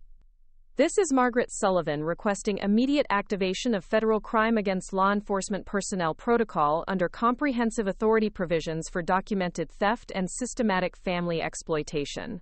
I had communicated to my federal coordination team using established emergency response procedures for immediate criminal investigation and prosecution initiation. The emergency protocols had been developed specifically for situations involving criminal targeting of federal personnel and their families, providing systematic capability for immediate federal response and comprehensive consequence implementation that could preserve evidence while eliminating criminal access and ensuring maximum prosecution success. Special Agent Marcus Rodriguez, my senior federal coordination specialist and criminal investigation director, had implemented immediate evidence collection and criminal investigation procedures within 6 hours of my federal authorization, activating comprehensive federal response protocols that would document every aspect of Rebecca's criminal enterprise while building prosecutable federal cases. Margaret's federal authorization provides comprehensive justification for immediate criminal investigation and federal prosecution initiation. Special Agent Rodriguez had explained during emergency coordination calls with federal personnel and professional network partners. Rebecca's documented theft and systematic manipulation clearly violate multiple federal criminal statutes that require immediate investigation and maximum prosecution response. The federal investigation activation had included immediate communication with criminal investigation networks and federal prosecution offices throughout the region, ensuring that Rebecca's theft and manipulation campaign would be documented and prosecuted with the full weight of federal criminal law and systematic consequence implementation. Detective Patricia Romano, my Federal Evidence Coordination Director, had implemented immediate documentation preservation and evidence analysis protocols that would provide comprehensive criminal case development and permanent record of Rebecca's theft and manipulation for federal prosecution and maximum penalty implementation. The federal networks and criminal investigation relationships that Margaret has developed throughout her career provide systematic capability for implementing comprehensive criminal prosecution and ongoing consequence coordination, Detective Romano had noted during emergency federal coordination. Rebecca's theft and systematic manipulation will result in permanent federal criminal record and comprehensive prosecution that demonstrates the consequences of targeting federal law enforcement personnel and their families. Inspector David Kim, my criminal case documentation specialist and federal coordination expert, had implemented immediate evidence preservation and criminal analysis protocols that would provide comprehensive legal foundation and permanent record of Rebecca's criminal enterprise for federal prosecution and ongoing criminal monitoring. The systematic evidence collection and federal documentation provides comprehensive justification for maximum criminal prosecution and family protection implementation, Inspector Kim had confirmed during emergency federal consultation. Rebecca's theft represents clear violation of federal criminal law and family protection standards that justify complete prosecution and permanent criminal consequence implementation. But the most devastating consequences for Rebecca's criminal enterprise were implemented through systematic federal network coordination that extended far beyond my individual case to include comprehensive criminal investigation and prosecution coordination throughout the region's federal law enforcement and criminal justice communities. The comprehensive federal investigation unfolds. Dr. Sandra Martinez, the family manipulation specialist who had provided federal consultation throughout my documentation period, had implemented immediate communication with federal criminal investigation networks and family protection services that would ensure Rebecca's criminal behavior was documented and prosecuted throughout federal law enforcement and criminal investigation communities. Rebecca's systematic manipulation and criminal theft represent classic predatory behavior that requires comprehensive federal response and ongoing criminal monitoring, Dr. Martinez had explained during emergency federal consultation coordination. The documented evidence provides justification for maximum federal prosecution and systematic warning throughout federal law enforcement and criminal protection networks. Federal prosecutor Sarah Chen, who specialized in elder protection and family exploitation prevention, had implemented immediate federal prosecution action and criminal investigation coordination that would ensure Rebecca faced comprehensive consequences for her systematic manipulation and criminal theft through federal criminal law and maximum penalty implementation.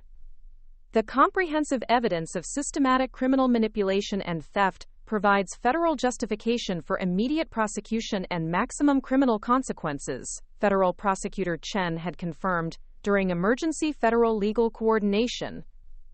Rebecca's behavior violates fundamental federal criminal standards for family relationships and elder protection that justify complete federal prosecution and permanent criminal record implementation. Quote, while Rebecca was celebrating what she believed was her successful theft and preparing for continued family relationship benefits despite her criminal enterprise, the federal networks and criminal investigation relationships that I had developed throughout my career were implementing comprehensive consequences that would eliminate her criminal success and ensure permanent federal prosecution with maximum penalty implementation.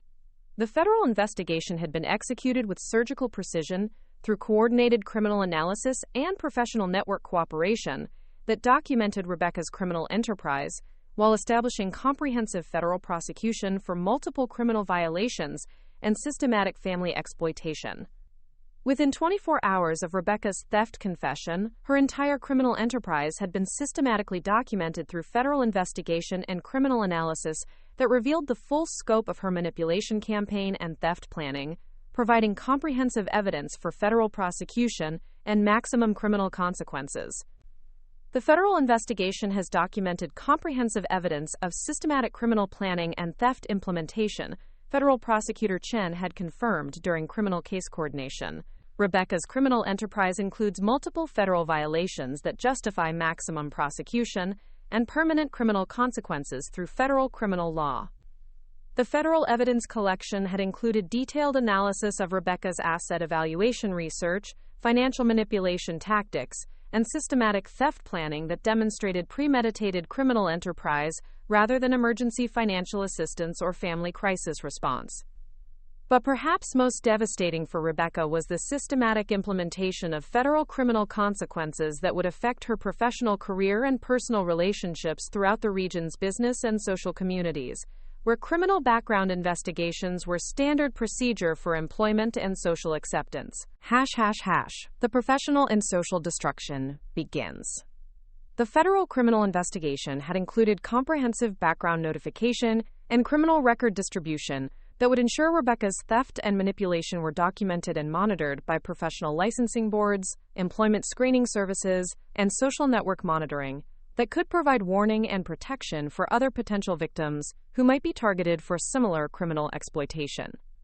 Marcus Williams, president of the Hartford Regional Business Association, had implemented immediate professional network communication and criminal monitoring protocols that would ensure Rebecca's criminal enterprise was documented and shared throughout the regional business and professional community. Rebecca Sullivan's systematic criminal manipulation and theft represent exactly the kind of predatory behavior that our professional networks are designed to prevent and monitor, Williams had explained during professional network coordination. The documented federal evidence will be shared throughout our membership to ensure comprehensive protection and warning for business professionals who might be targeted for similar family exploitation or criminal manipulation.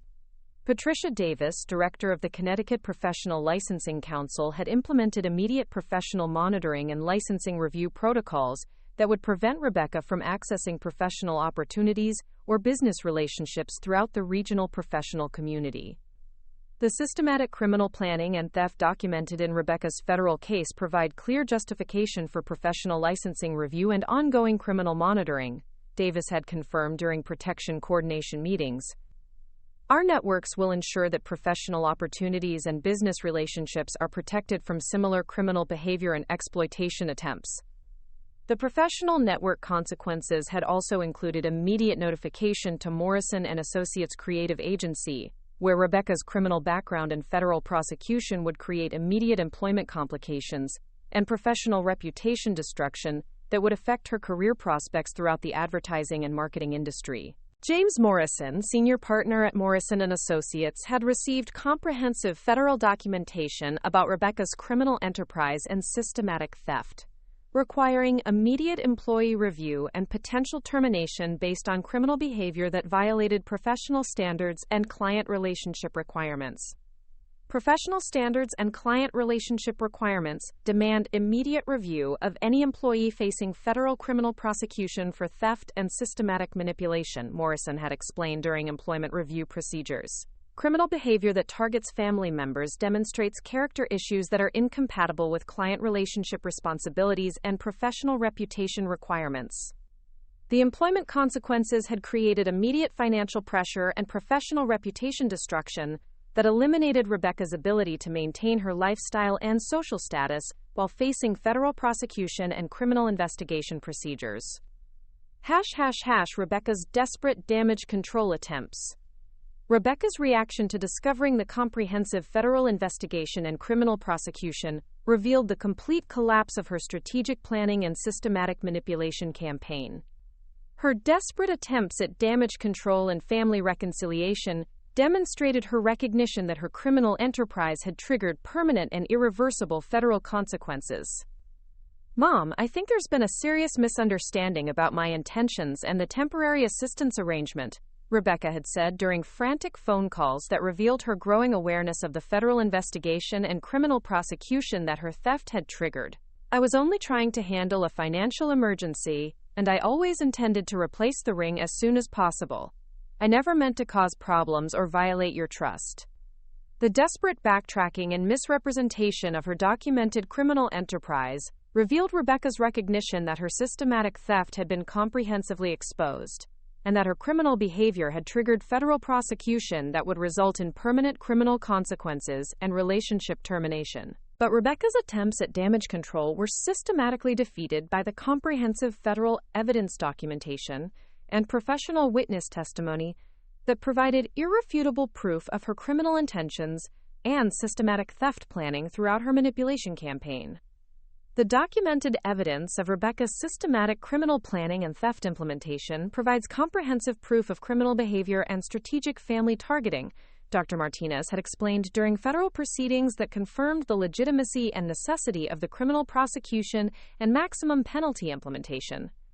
Her current attempts at damage control and misrepresentation do not change the clear federal evidence of systematic criminal enterprise and family manipulation.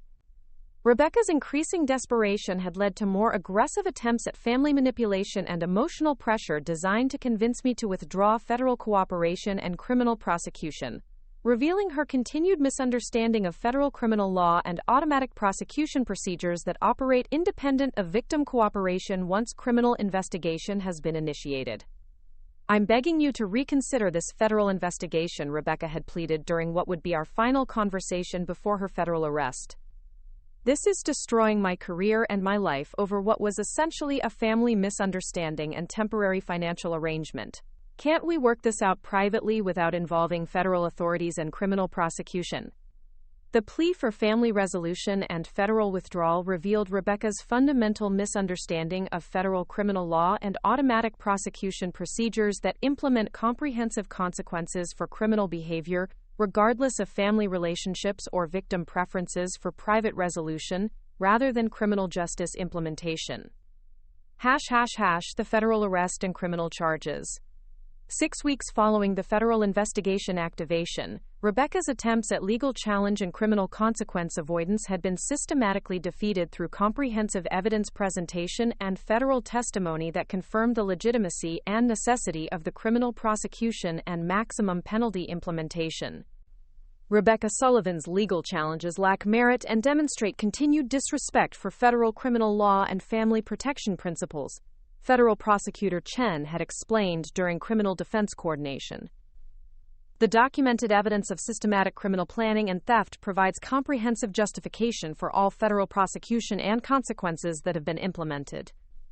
The comprehensive federal victory had resulted in additional criminal charges including obstruction of justice and witness tampering for Rebecca's attempts to manipulate federal investigation and criminal prosecution through family pressure and emotional manipulation tactics.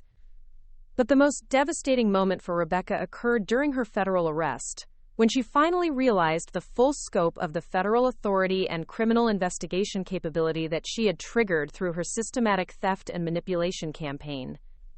Federal agents are here to place you under arrest for multiple federal criminal violations, including elder abuse, systematic theft, and federal crimes against law enforcement personnel, Special Agent Rodriguez had announced during Rebecca's workplace arrest that provided maximum professional embarrassment and career destruction. "You have the right to remain silent and the right to federal legal representation during criminal prosecution procedures." The federal arrest had been conducted at Morrison & Associates Creative Agency during peak business hours, ensuring maximum professional consequence and public documentation of Rebecca's criminal enterprise that would eliminate any possibility of career recovery or reputation rehabilitation within professional and social communities.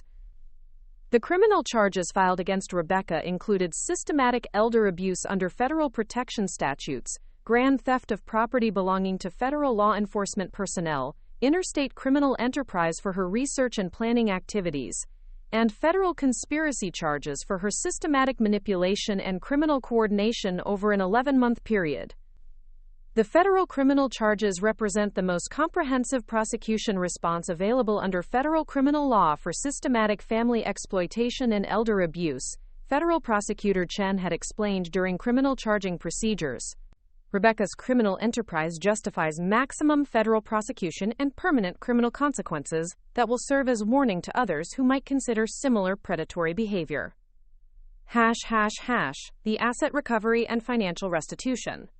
The federal investigation had also resulted in comprehensive asset recovery and financial restitution that not only restored my wedding ring, but also provided additional compensation for emotional distress and federal investigation costs that Rebecca's criminal enterprise had generated.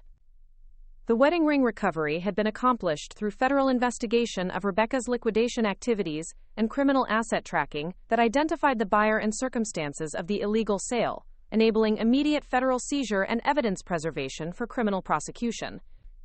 Federal asset recovery procedures have successfully located and seized the stolen wedding ring along with additional assets that represent proceeds from Rebecca's criminal enterprise, Inspector Kim had confirmed during asset recovery coordination. Comprehensive financial restitution will include emotional distress compensation and federal investigation costs in addition to property recovery and criminal penalty implementation. The financial restitution had included comprehensive analysis of Rebecca's criminal profits and systematic calculation of damages that included not only property value but also emotional distress, family relationship destruction, and federal investigation costs that her criminal enterprise had generated over 11 months of systematic manipulation and theft planning. But perhaps most importantly, the federal asset recovery had included establishment of the Margaret Sullivan Family Protection Foundation, a federal organization dedicated to providing education, prevention services, and criminal prosecution assistance for elderly individuals facing family manipulation and criminal exploitation attempts. Margaret's systematic response to family criminal exploitation has created lasting protection and education resources that will benefit elderly individuals throughout our region, Foundation Director Patricia Romano had explained during inaugural programming coordination.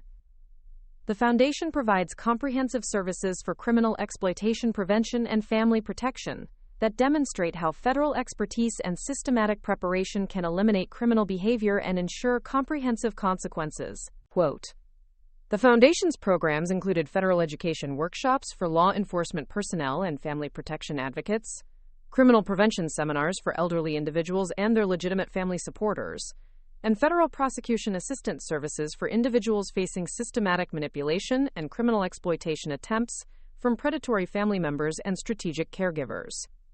The comprehensive criminal consequences. Rebecca's systematic criminal enterprise had ultimately provided the perfect case study for federal education and community protection programs that would prevent similar criminal exploitation attempts and provide systematic warning throughout federal law enforcement and family protection networks.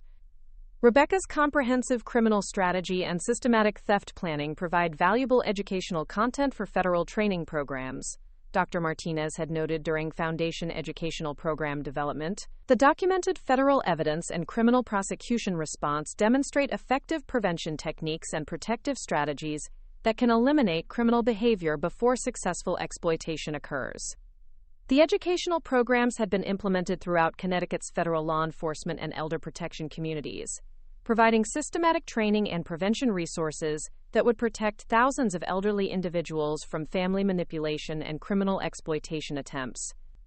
1 year following Rebecca's systematic criminal destruction and permanent federal prosecution, the comprehensive consequences and ongoing criminal monitoring had eliminated any possibility of successful rehabilitation or criminal record recovery within professional networks and family protection communities. Rebecca's advertising career had been permanently terminated by federal criminal prosecution and systematic monitoring requirements that prevented access to professional opportunities and client relationships throughout the regional business community. Her systematic criminal manipulation and theft had become documented federal case study material for criminal education and exploitation prevention programs. Rebecca Sullivan's systematic criminal exploitation and manipulation campaign has become permanent federal criminal record and educational content that will provide ongoing warning and protection throughout our federal networks, Special Agent Rodriguez had confirmed during annual Federal Law Enforcement Association meetings. Her criminal behavior serves as comprehensive case study for prevention training and family protection education. The permanent federal consequences and ongoing criminal monitoring had eliminated Rebecca's ability to target other elderly individuals or family relationships for similar criminal exploitation and manipulation attempts, providing lasting protection and systematic warning throughout the region's federal law enforcement and family protection community. The hidden message implementation.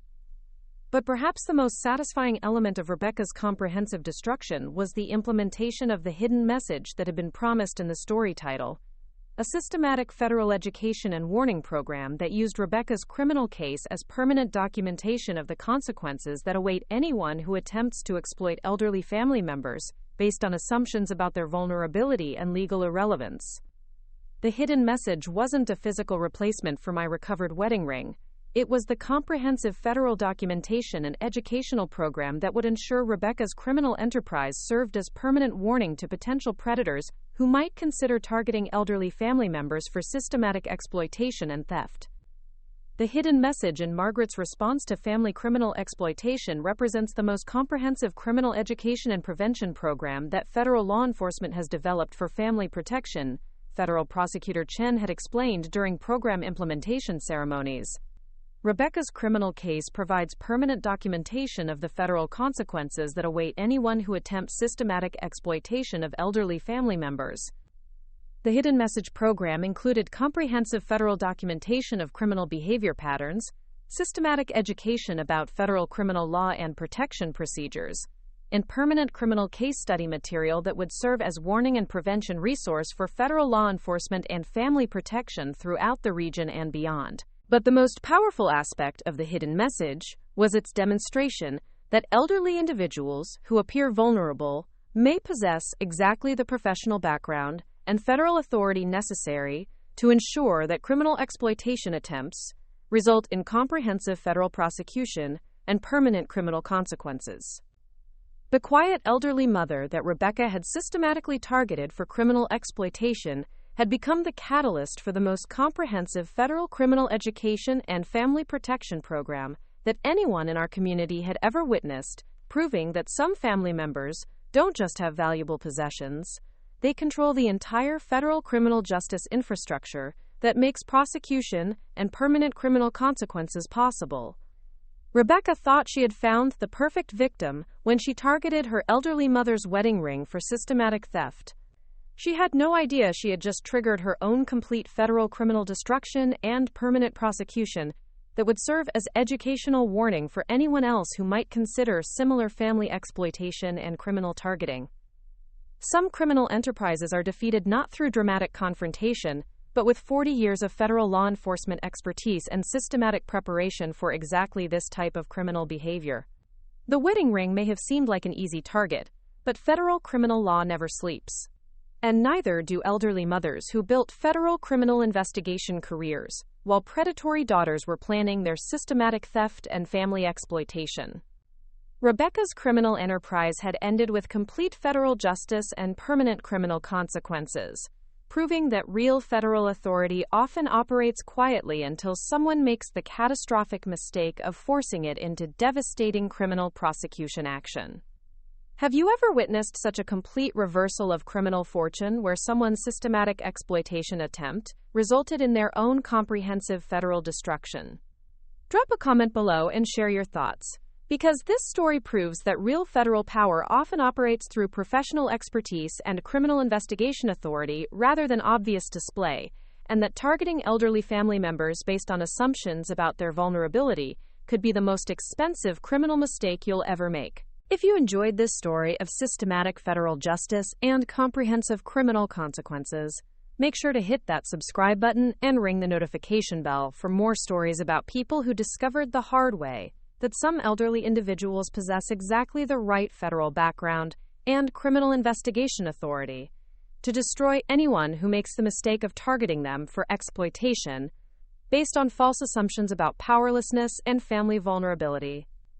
Remember, real federal criminal investigation power operates through professional expertise and law enforcement authority rather than obvious display, and the most dangerous people for criminals are often those who appear most vulnerable while possessing exactly the right background and systematic capabilities to ensure that criminal exploitation attempts result in comprehensive federal prosecution and permanent criminal consequences that serve as lasting warning to anyone else who might consider similar family targeting for criminal advantage and system. 2 years have passed since Rebecca's federal conviction and sentencing, and the comprehensive consequences of her systematic theft and family exploitation continue to reverberate throughout our community's professional and social networks.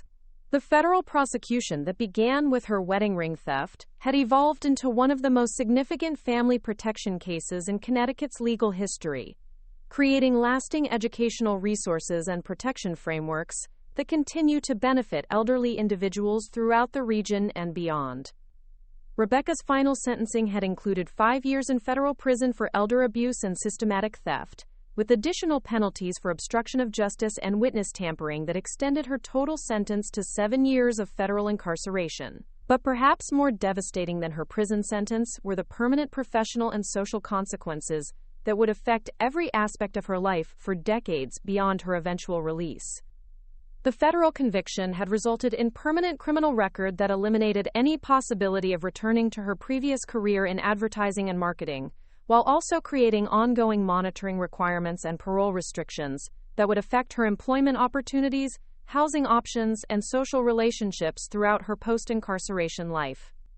Rebecca Sullivan's federal conviction represents one of the most comprehensive prosecutions for family exploitation that our district has handled, federal prosecutor Sarah Chen had explained during sentencing procedures. The systematic nature of her criminal enterprise and the targeting of elderly family members justifies maximum federal penalties and permanent monitoring to ensure she never again has the opportunity to exploit vulnerable individuals.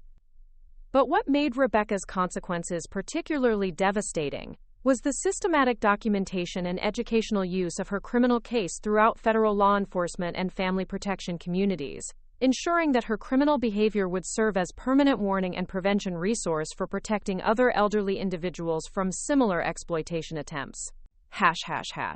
The educational legacy and community protection.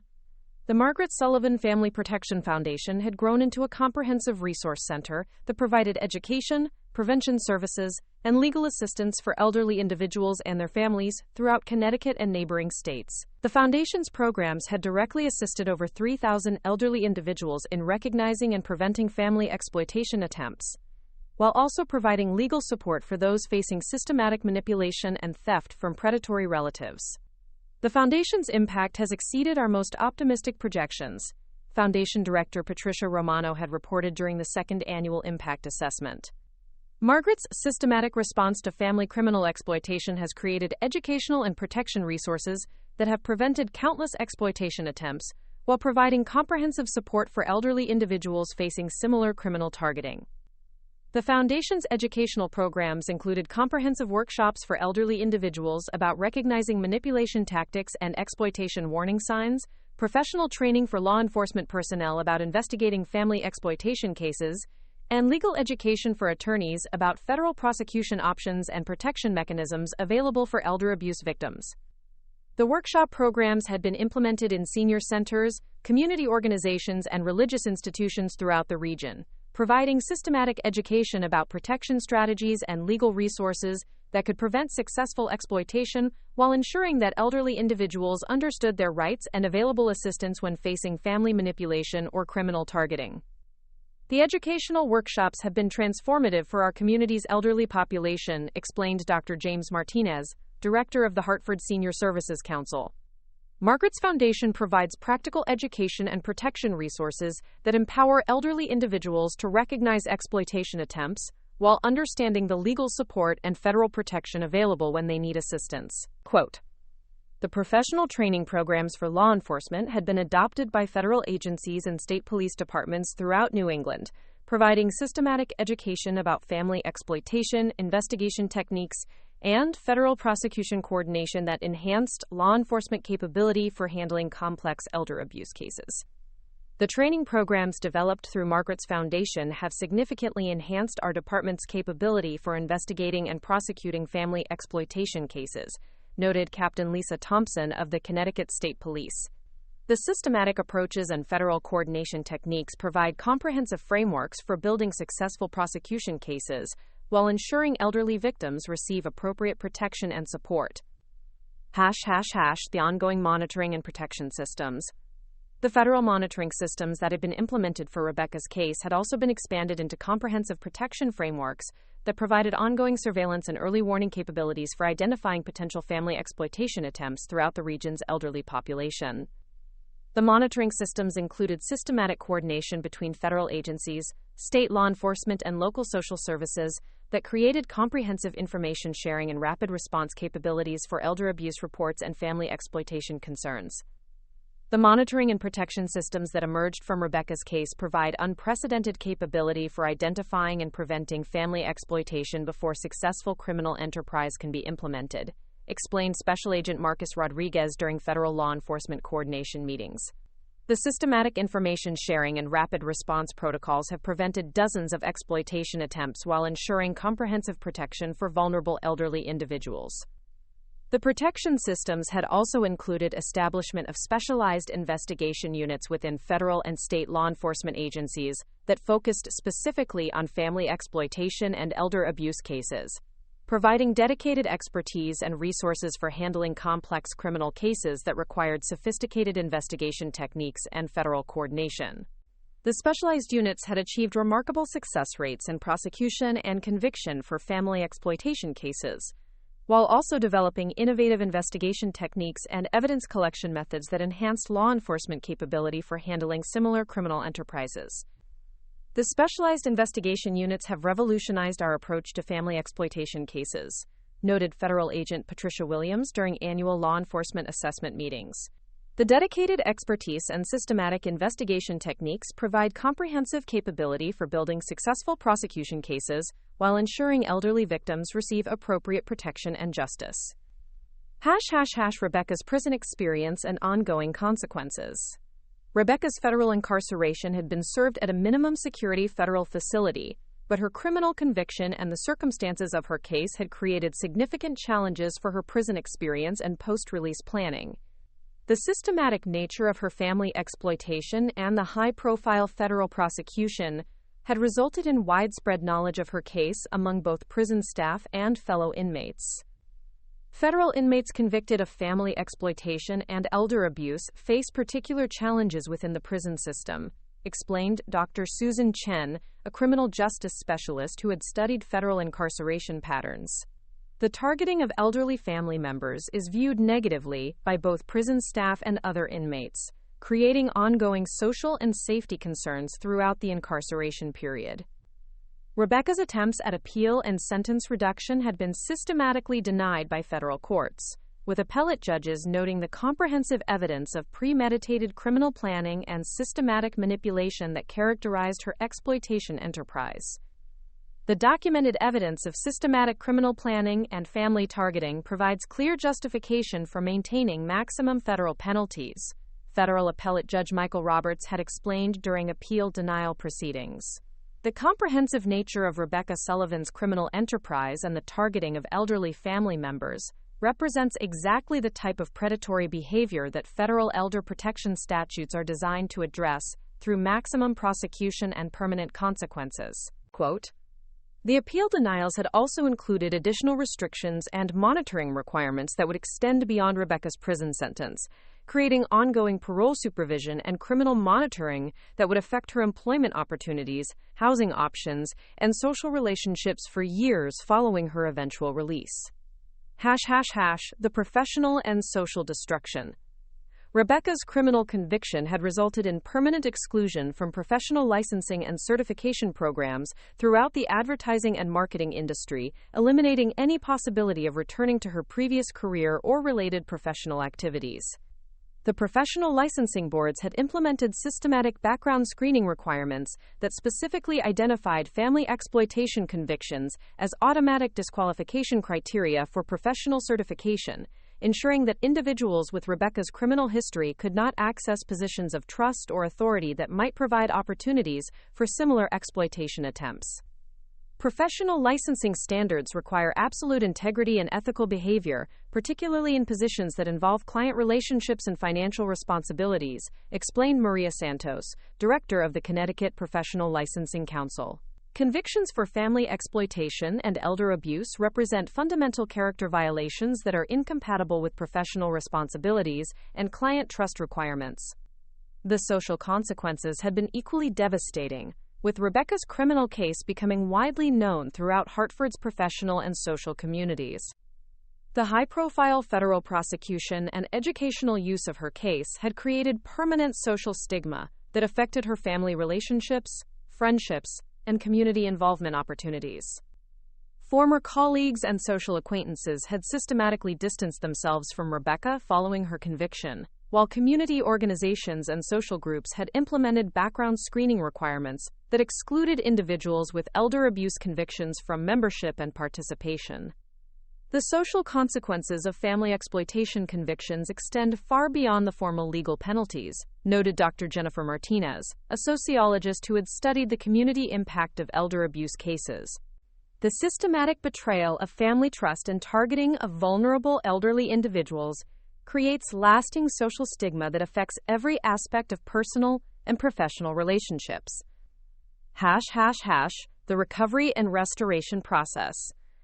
Meanwhile, my own recovery and restoration process had focused on rebuilding family traditions and relationships, while continuing to expand the Foundation's educational and protection programs. The return of my wedding ring through federal asset recovery had provided emotional closure, but the more significant healing had come through the knowledge that Rebecca's criminal case would provide lasting protection for other elderly individuals facing similar exploitation attempts.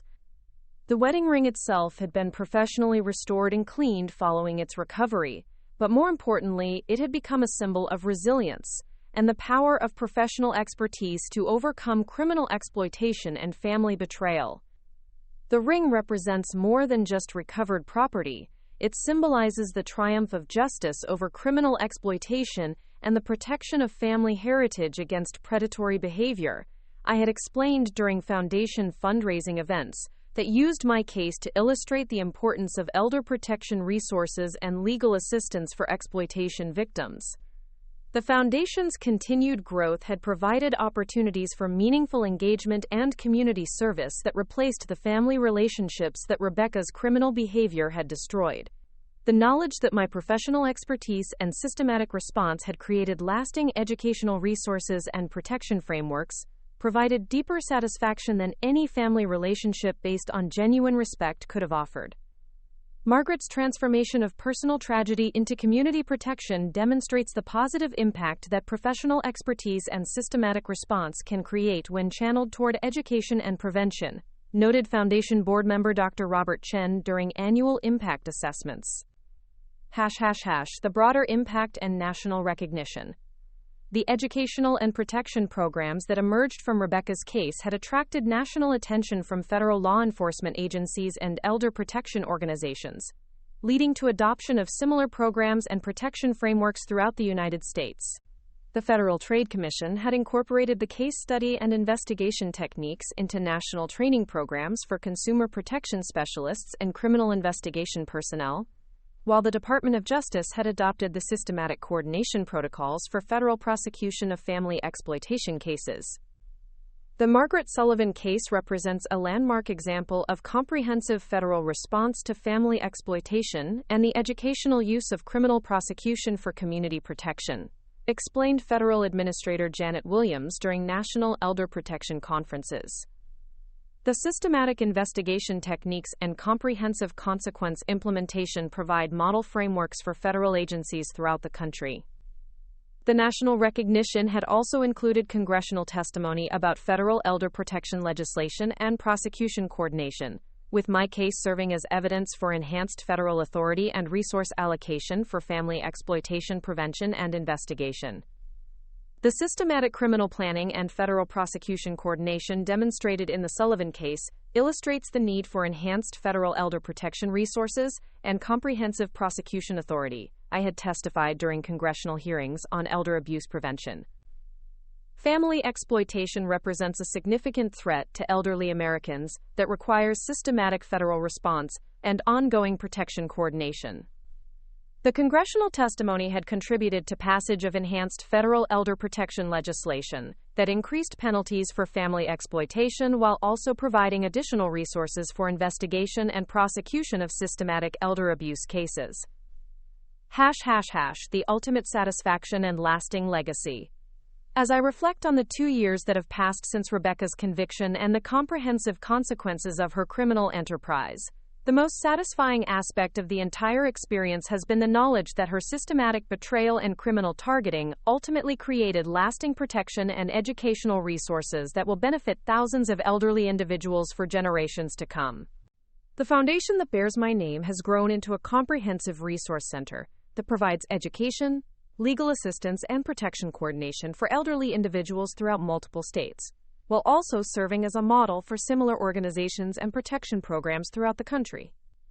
The federal investigation techniques and prosecution coordination protocols that were developed through Rebecca's case have been adopted by law enforcement agencies nationwide, enhancing capability for investigating and prosecuting family exploitation while ensuring comprehensive protection for elderly victims. The lasting impact of Margaret's systematic response to family criminal exploitation extends far beyond the individual case to create comprehensive protection frameworks and educational resources that will prevent countless exploitation attempts, explained Dr. Sandra Martinez during the Foundation's second anniversary celebration. But perhaps the most profound satisfaction comes from knowing that Rebecca's criminal enterprise, which was designed to exploit my apparent vulnerability and family trust, ultimately demonstrated the devastating consequences that await anyone who attempts to target elderly individuals based on assumptions about their powerlessness and legal irrelevance. The quiet elderly mother that Rebecca systematically manipulated and robbed had possessed exactly the professional expertise and federal authority necessary to ensure that her criminal behavior resulted in comprehensive prosecution and permanent consequences, while also creating lasting educational resources that would protect other elderly individuals from similar exploitation attempts. The final message and warning. The story that began with systematic family manipulation and criminal theft had ended with complete federal justice and comprehensive community protection, proving that real federal authority and professional expertise often operate quietly until criminal behavior forces them into devastating action. Rebecca had assumed that my age and apparent vulnerability made me an ideal target for systematic exploitation and theft, never realizing that some elderly individuals possess exactly the professional background and federal connections necessary to ensure that criminal behavior results in comprehensive prosecution and permanent consequences. The wedding ring that Rebecca stole, thinking it represented easy criminal profit, had ultimately triggered the most comprehensive federal prosecution and educational program in our region's history, demonstrating that targeting elderly family members based on assumptions about their powerlessness could be the most catastrophically expensive criminal mistake anyone could ever make. The hidden message that Rebecca discovered too late was that elderly individuals who appear vulnerable may possess decades of professional expertise and systematic authority that can transform criminal exploitation attempts into educational opportunities and community protection resources that serve as permanent warning to potential predators.